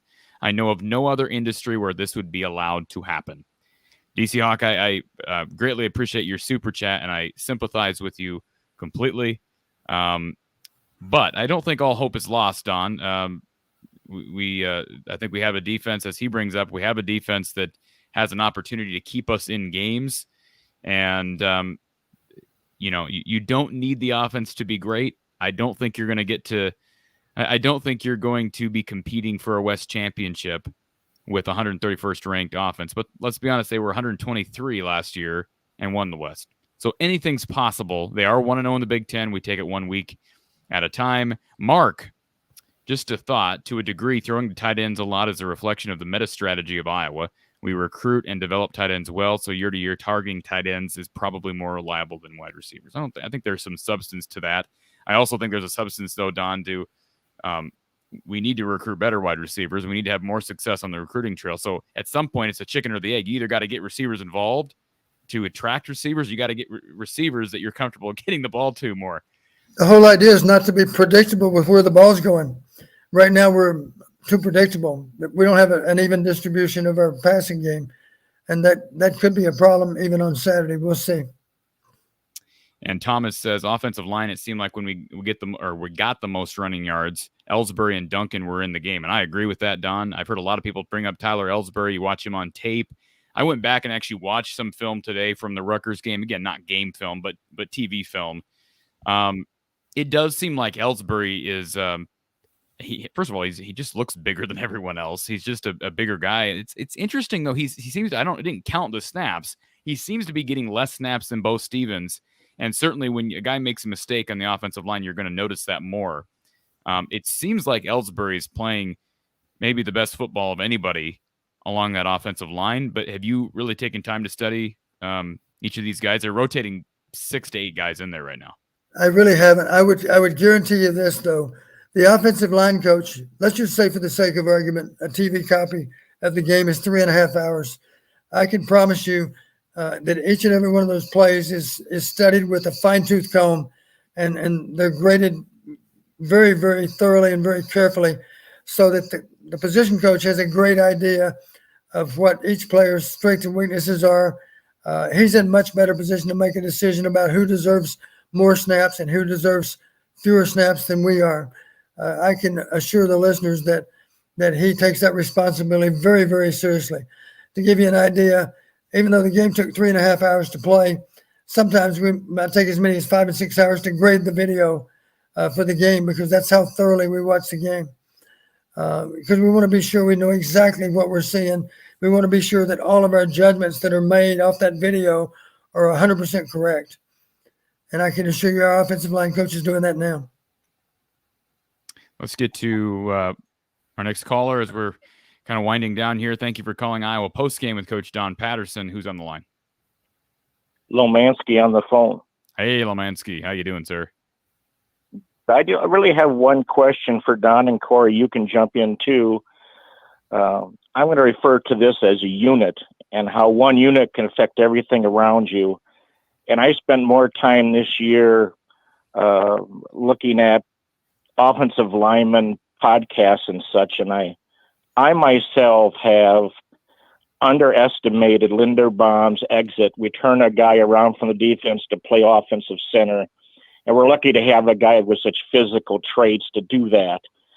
And perhaps we as a fan base have to be patient enough for that line to gel, and maybe our offensive line prowess will be better later in the year than it will be this Saturday, because that affects so much. And maybe the running backs can overcome it early in the season, but you two can comment on that and I'll listen.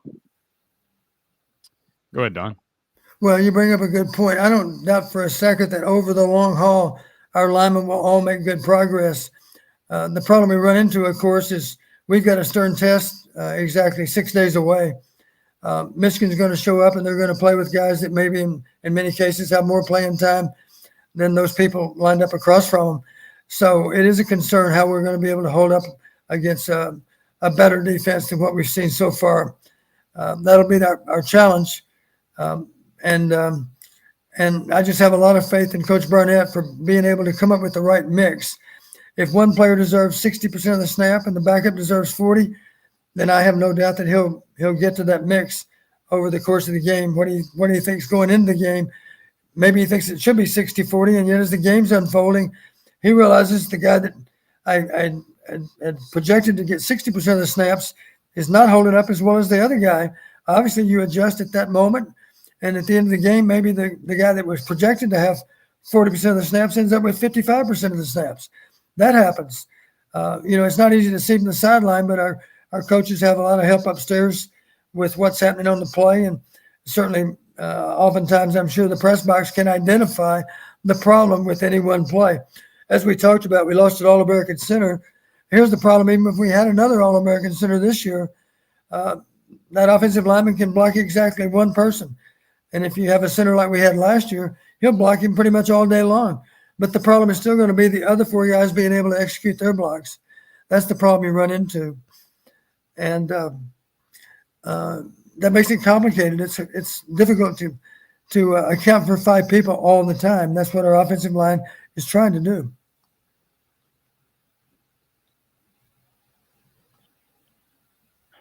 Well, I see no reason why we can't have a good Saturday. We beat Jimmy in 1985 on the field, complaining there was too much noise and he had to ask the rest for help, and we beat him anyway, number one for number two. So I think we can do it Saturday with special teams, turnovers, and defense. And if the offense just doesn't turn over the ball, I think there's a likelihood that the Kinnick fans will show up and make their lives miserable, and we can walk out with the W. And I learned all that in 1981 when we took down UCLA and major powers, and that was a bigger challenge back then than it will be Saturday, and we can do it. So I'll hang up and listen to the rest of the show.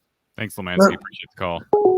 I'm glad you mentioned Jim Harbaugh's difficulties in Kinnick, because, Corey, correct me if I'm wrong, he's 0-2 in Kinnick, once as a player and once as a coach. Is that right? Yeah, and he doesn't have a good track record in Iowa City in general. He got hit by a milk truck or a mail truck when he was a little kid, right? Right, that's true. He says bad things. In Iowa City, I'm not sure what part of town, but you're right. Jack Harbaugh, his dad was a coach at Iowa at one time. Pete Larson, Corey, and Coach P, what is more frustrating to you, poor third down conversion rate or lack of optimum production in the red zone? I would probably say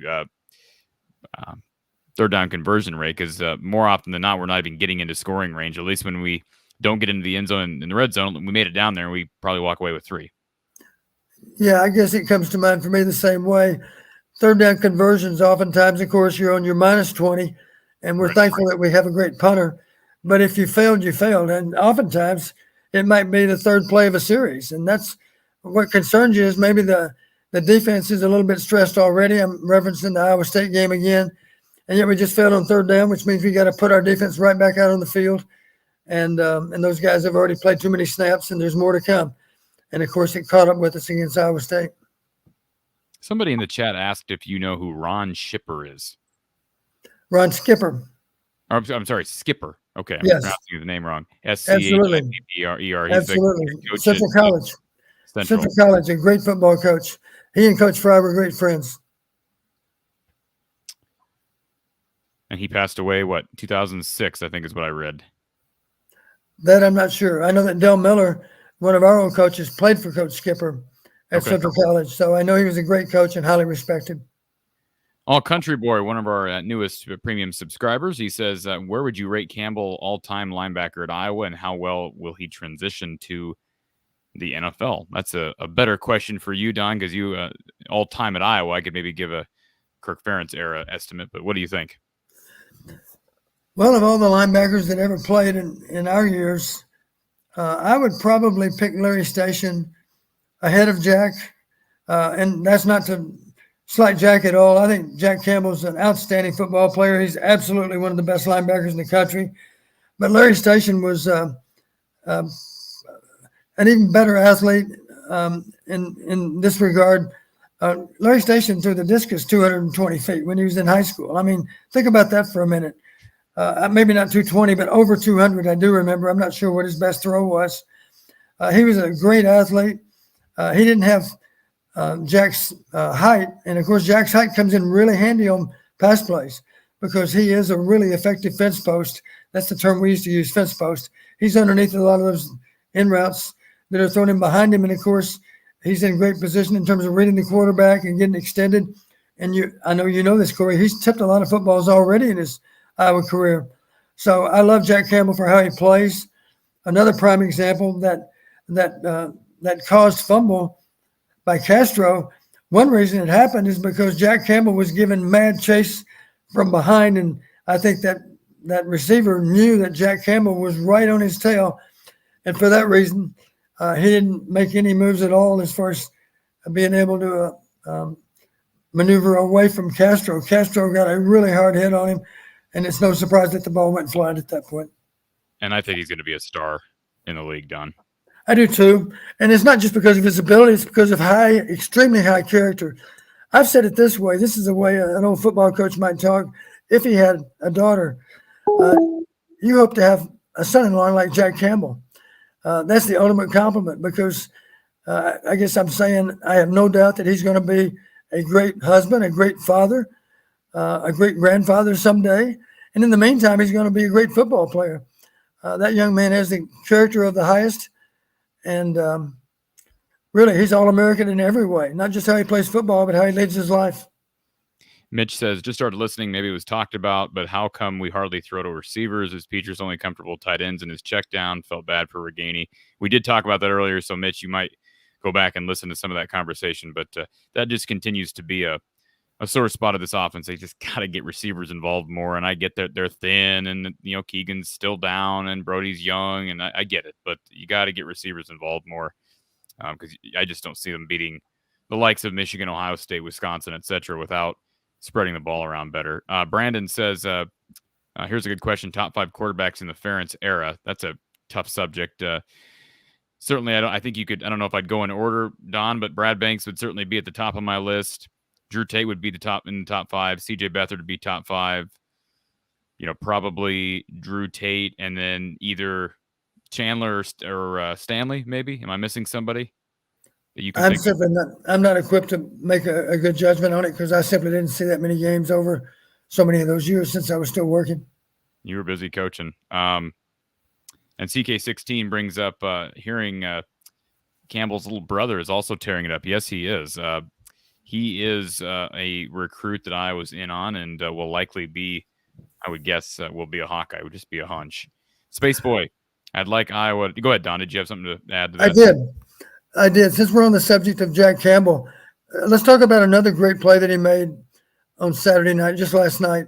You remember the ball over on the boundary where the receiver was coming in, and Jack Campbell could have very easily been charged with targeting. If he would have lived with his helmet, he would have been charged with targeting. But he hit the guy with his shoulder. It was a ferocious hit, but it was perfectly legal. And the ball went flying, of course. And I think the quarterback did apologize to that receiver for throwing it in that spot because Jack Campbell was there waiting on him, not with his helmet, but with his shoulder pad. Made me hold my breath, though, Don, because had he gotten called for targeting, he's out the first half against Michigan. I know. It would have been tragic because I think it was the last 5 minutes of the game. Spaceboy74 wants to see a Wildcat package where they put Don and Corey in as decoys. Well, one thing for sure, if we were out there, we would be out there and we would clearly be decoys. To say, not a real effective decoy. I'm afraid the other team might pick up on that too. Ari Gold brings up Stanzi. Yeah, I didn't include him in my top 5. He'd be fringe top 5. I mean, he won a lot, but he had really good receivers in 2009. His numbers improved greatly in 2010, but the team didn't improve. Team took a step back in 2010. So, yeah, he'd be right there. I mean, I don't know. Again, it's hard to judge two guys like Stanzi and Stanley who had completely different supporting casts. It's just hard to do, for at least in my opinion. And again, we're going a little over here, but Pat says, how did Hayden and Don come up with the dipsy doodle plays for each game? Hours and hours of film study. You have to have something to base them on. You can't just guess. There's never a case. I'll tell a story that's a good story, and you'll find it hard to believe, but it's true. Typical Friday afternoon before practice, we always practice on Friday afternoon, and I was scripting in the conference room, preparing for the practice. Even though it was a walkthrough practice, you still script for it. You want to see certain defensive looks versus certain formations, and you're testing the quarterback to see if he, in fact, does check out of the play because he should, things like that. So Coach Fresh stuck his head in the door and said, you got any problems? And I said, no, I don't think so, Coach. I think we're in good shape. I'm almost done scripting. And then he asked an unusual question. We were getting ready to play Indiana in Ankeny. And he said, do you have any regrets? Meaning any regrets with our game planning? And I said, yes, Coach, I do. And he said, what's that? And I said, there's an exotic that we should have in, and we don't have it in. I simply ran out of time. We weren't able to get it in, and I'm confident it would work. And he said, well, why don't you draw it up on the board? I drew it up on the board. And he said, well, can't we walk through it this afternoon? And I said, yeah, we can. And he said, well, if we're confident that the players understand the play, then we may run it anyway. We had a very experienced team. We walked through it. We explained to them only in a walkthrough sequence how to execute the play. And the next day, the play was worth 55 yards. And we never practiced at full speed. Now, people find that hard to believe, but it's true. And why is it true? It didn't require great execution, Corey. It only required good execution because we had the element of surprise. Now, that's an extreme example. That's the only time it happened in my 20 years with Hayden. But it did happen one time. And that's the kind of faith Coach Fry had in our game planning. He's thinking, well, I know you put a lot of thought into this, and you got regrets because you don't have it ready for the game. But is it too late to get it ready? And the answer was, no, it's not too late. It's getting late, but it's not too late. And we walked through it. Everybody understood it. And it was the biggest game we had the next day. And we did beat Indiana that day, too. That's an awesome story. Lemansky says, Don, as head coach or OC, did you save your exotics for your better opponents and hope to beat other opponents without them? We would always have exotics available, and we simply wouldn't use them unless we needed them. If we could beat somebody by playing vanilla football, we would do it because you bring up a good point. You don't really want to waste them let's face it, after a play's been run one time, you might not be able to run it a second time over the rest of the season because you can bet if it was a really good-looking play, then they're going to practice it, and they're not going to get fooled by it the way the first team did. So you're exactly right. We would always have exotics ready, typically at least 2 or 3. We might not call any. If it was a routine win, we probably wouldn't. But if we needed a little bit of help out of an exotic play call, we would not hesitate to use it. All right. I think this is the final question we got, and this was a question that was brought up yesterday on the postgame show. Ben called in, and I appreciate him calling in. And his argument basically, Don, was, he understands the offense needs to get better, but he thinks it's not as bad as maybe it's made out to be because he doesn't believe total offense is the correct way to measure Iowa's offense because of how Iowa runs the offense. Now, I explained to Ben what Chuck Long said on a radio show months ago when Brian Ference was promoted to QB's coach. Chuck Long, who you know very well, you were on that staff. Chuck Long stated matter-of-factly that the ultimate way, the only real way to measure an offense and its effectiveness is with total offense. Do you agree with that, Don? According to Ben, you can see here he believes that a conversation should be had. Caller, I'm putting you on hold. The conversation should be had more along the lines of total points per game, and he was looking at Iowa's points per game, and Iowa was actually he threw out some metrics over recent time where Iowa's points per game were actually not terrible. We're talking maybe average, slightly below average. How do you measure an offense? Is it total offense? Is it points per game, or is it something else? Well, I think the more valid stat is points per game. But having said that, if the defense puts up the points, then I think it'd be wrong for the offense to take credit for them. Okay, so that's my question. That's what I said to him. When you're looking at points per game on ESPN or on NCAA.com or on Big10.org, are those measuring defensive scores as well? Absolutely. Okay, so how is that a better? You're telling me you think that's a better way to measure an offense and its effectiveness? Points per game is better than total offense? No, my point is points per game. If one team happens to have a defense that actually scores as a unit, not just once or twice, but any number of times over a season. Right now, let's face it. Correct me if I'm wrong. We've generated 2 touchdowns and 2 safeties. Is that right? Okay, so let's assume we did. We kicked both PATs, so that's 14 points on the 2 touchdowns, plus 4. That's 18 points. Last time I checked, we've only played 4 games, so our scoring average, 4.5 points a game, belongs directly to the defense. In other words, the offense had nothing to do with those 18 points. I guess you could give them credit for the 2 PATs because you put in offensive players to kick the extra point. So not to belabor this point, but just to clarify, when we're talking about Iowa's offense, do you put more stock in where they rank in total offense or where they rank in points per game? I hate to put too much stock in either one because they're both affected by our defense's ability to score.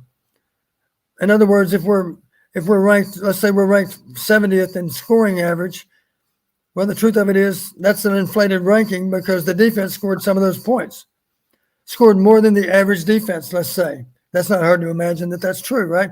Some defenses go an entire season and not score a touchdown. We scored 2. We scored 2 last night.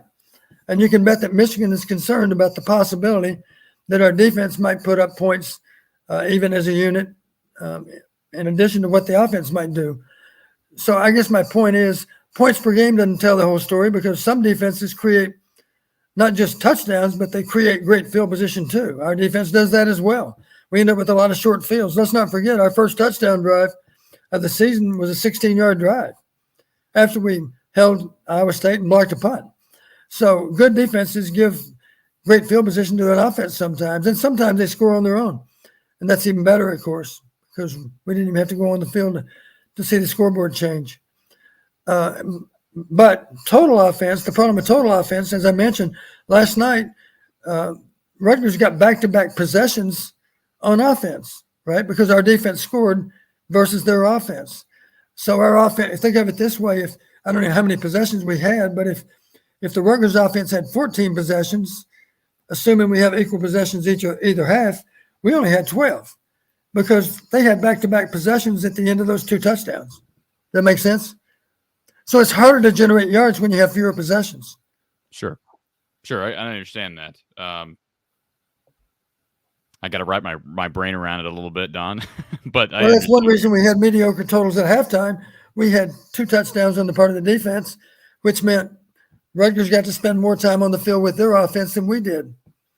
I think ultimately Ben's point was, I don't want to try to speak for Ben, but I will because he's not here, that he doesn't believe Iowa has the worst offense in the country.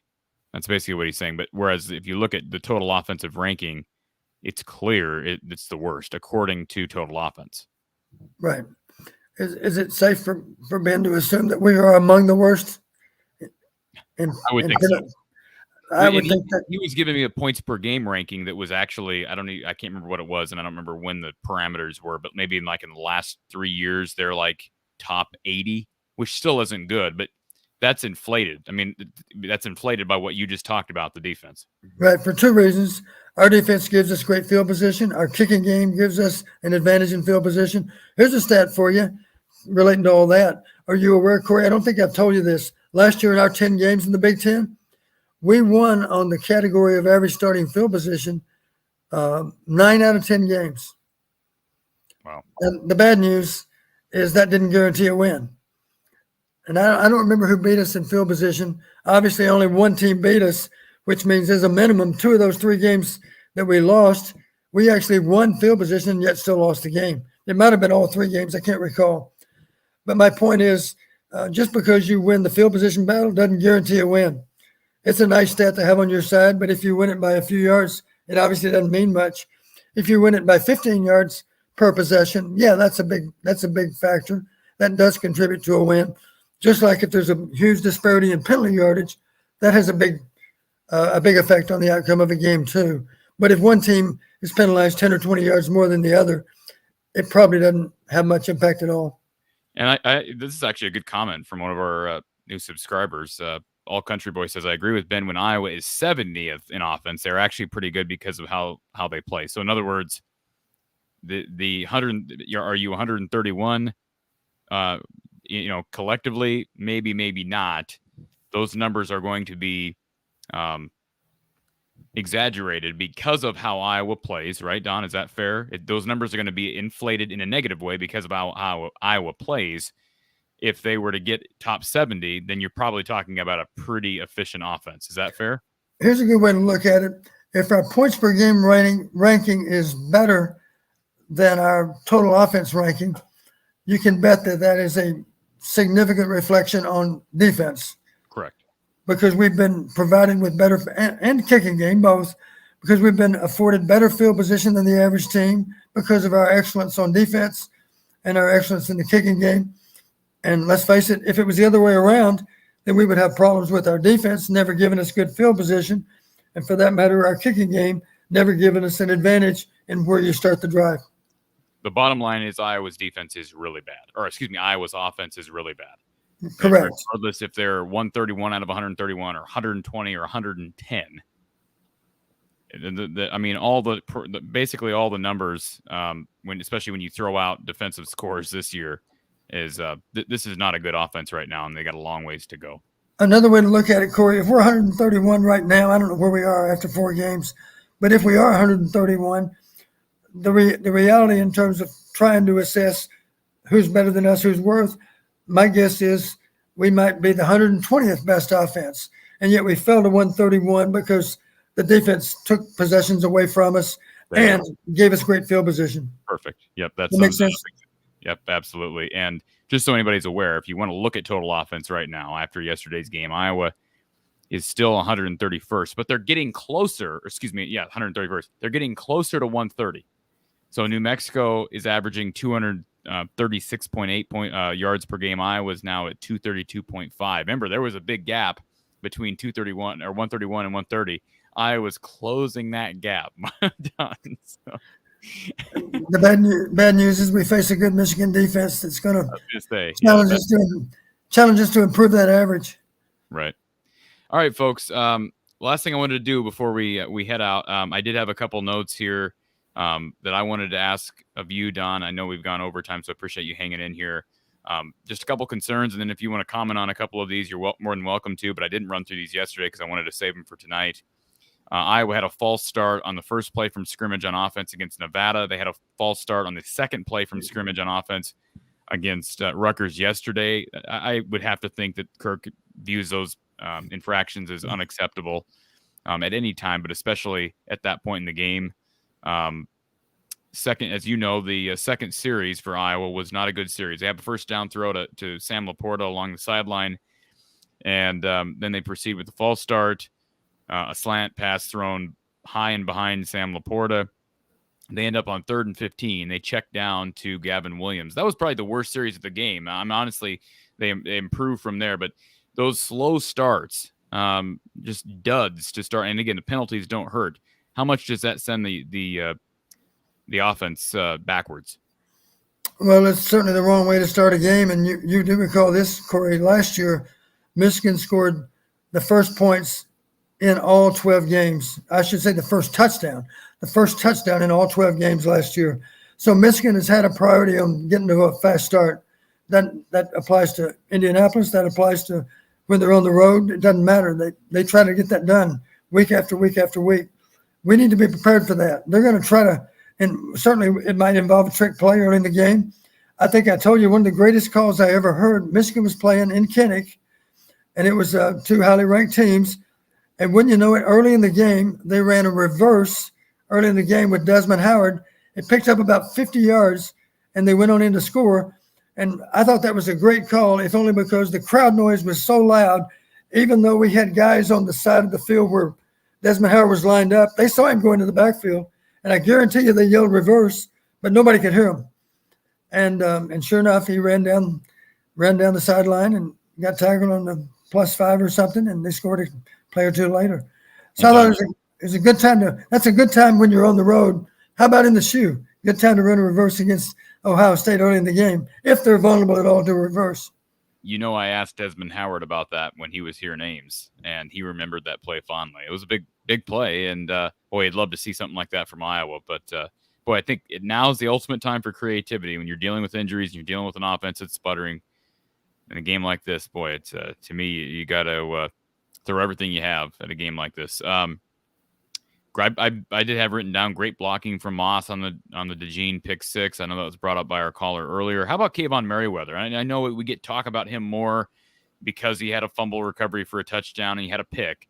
I think he's playing absolutely the best football of his career. He was the only guy, I think, last year, the only starter that didn't receive like any accolades. Or maybe he was the only defensive back that didn't receive accolades. He's playing really good football right now, Don. And I just, the more you hear that kid in interviews, you love him as a leader.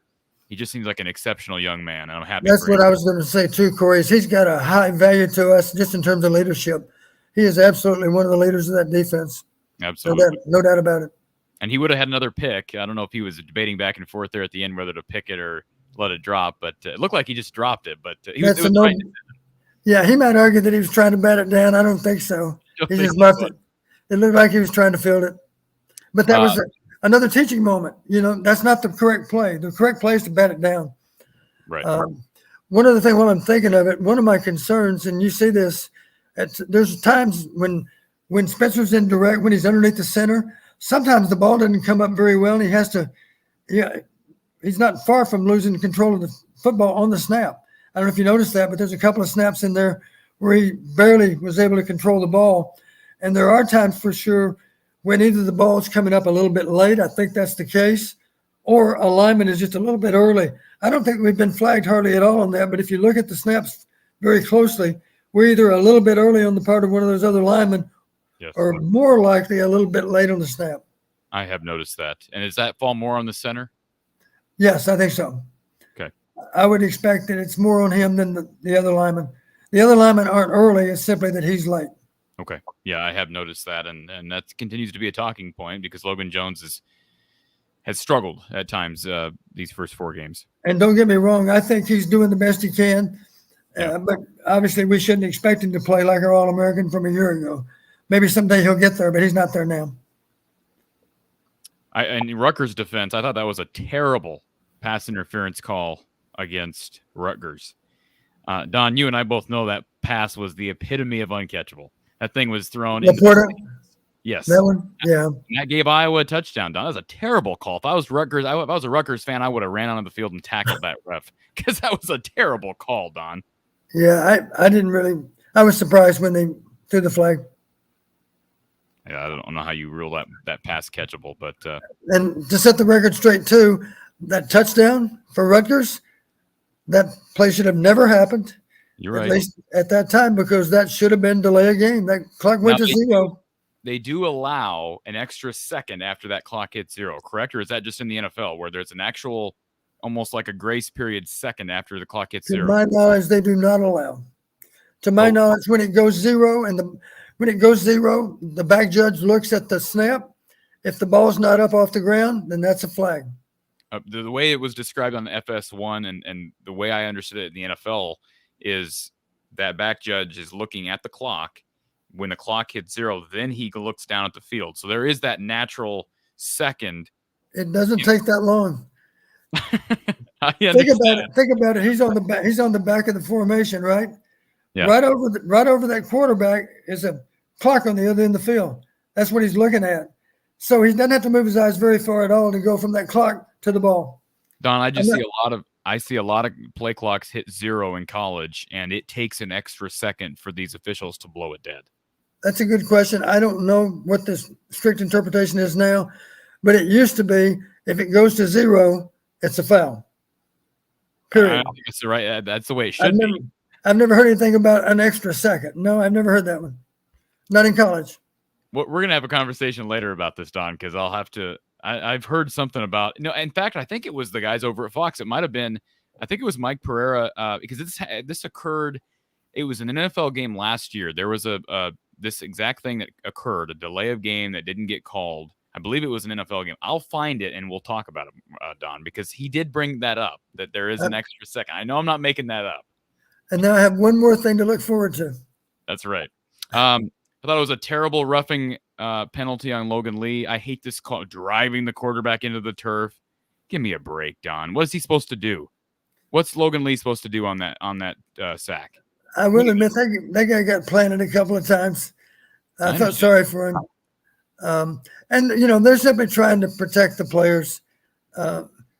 It's usually if the rusher picks him up and deposits him back first on the ground, they're likely to flag you for that because let's face it, his head's probably going to hit the turf pretty hard too. But that's not what Logan did. I mean, Logan to me just came in clean hit, and yeah, his body weight went on top of him. And I guess the idea, the way it's taught, right, is in the process of the hit, you kind of angle your body weight to the side so you're not coming down on top of. Yeah, I think Van Ness had one early in the game. It was on the touchdown one on the pick six. I thought that one could have gotten a flag. He nailed him. Yeah, and so did Evans on the other one, on the back. Let's see. I did have a comment about I think all the running backs. One compliment for the backs. Besides that LaShawn Williams fumble in the Iowa State game, and that was a costly one, the backs are protecting the football well. And I give Caleb Johnson credit as a true freshman. That's been impressive. And I do have a note on that pancake. Go back, Don. Fourth quarter, 3rd and long. I believe it was a screenplay left. The score was 24-10 at the time. Iowa converts the long first down. I think that was their one 3rd down conversion in the entire game. I believe it came in the 4th quarter. Brody Brecht had a heck of a pancake block on that left side, and that looked good from a big kid in Brody Brecht, who could maybe be the next Brandon Smith type X. And let's give Spencer credit for recognizing that nobody picked up the back on the swing. He had a free rusher in his face. He calmly lofted the ball over to our back and, of course, picked up that first down. At that point, Go ahead, Don. I was going to say, at that point, I guess you were telling me we were 0 for 8 until that point? I guess, because I have that written down. It was 3rd down, and they only converted 1 3rd down. That might have been our last 3rd down of the game. I can't recall. Okay. I have one more note. It has nothing to do with the Iowa game. Did you catch? I know you probably didn't because you were working. Did you see the replay of Maryland, Michigan? I thought you were going to ask me about Auburn and Mizzou. You saw that one, didn't you? Yeah, I didn't watch that overtime game. Wait until you see it. Okay. Let me tell you what happened in the Maryland-Michigan game. So, as you know, Michael Locksley, I don't think real highly of Michael Locksley. I got some pushback yesterday. Somebody's defending him. He does not have a good head coaching record. I know New Mexico is a tough place to play, but he simply does not. And one of my big things with Maryland is over the years they've had good skill position players. They do produce explosive plays. Your analytics have proven that. Yep. But oftentimes they get blown out in big games, like the Iowa game last year, because they're not always as disciplined. I will say this: Talia Tagovailoa was pretty darn good throughout all of last year, minus the Iowa game. Yesterday, I don't know if he was pulled because of an injury or because of performance, but the backup quarterback came in and was actually playing well. They scored to make it 25-34. 25-34, Don. Now, you tell me from a coach's perspective. You're the head coach. It's 25-34. Are you sending out your field goal team or are you sending out your offense for a 2-point conversion? You should kick it. 1 minute to go.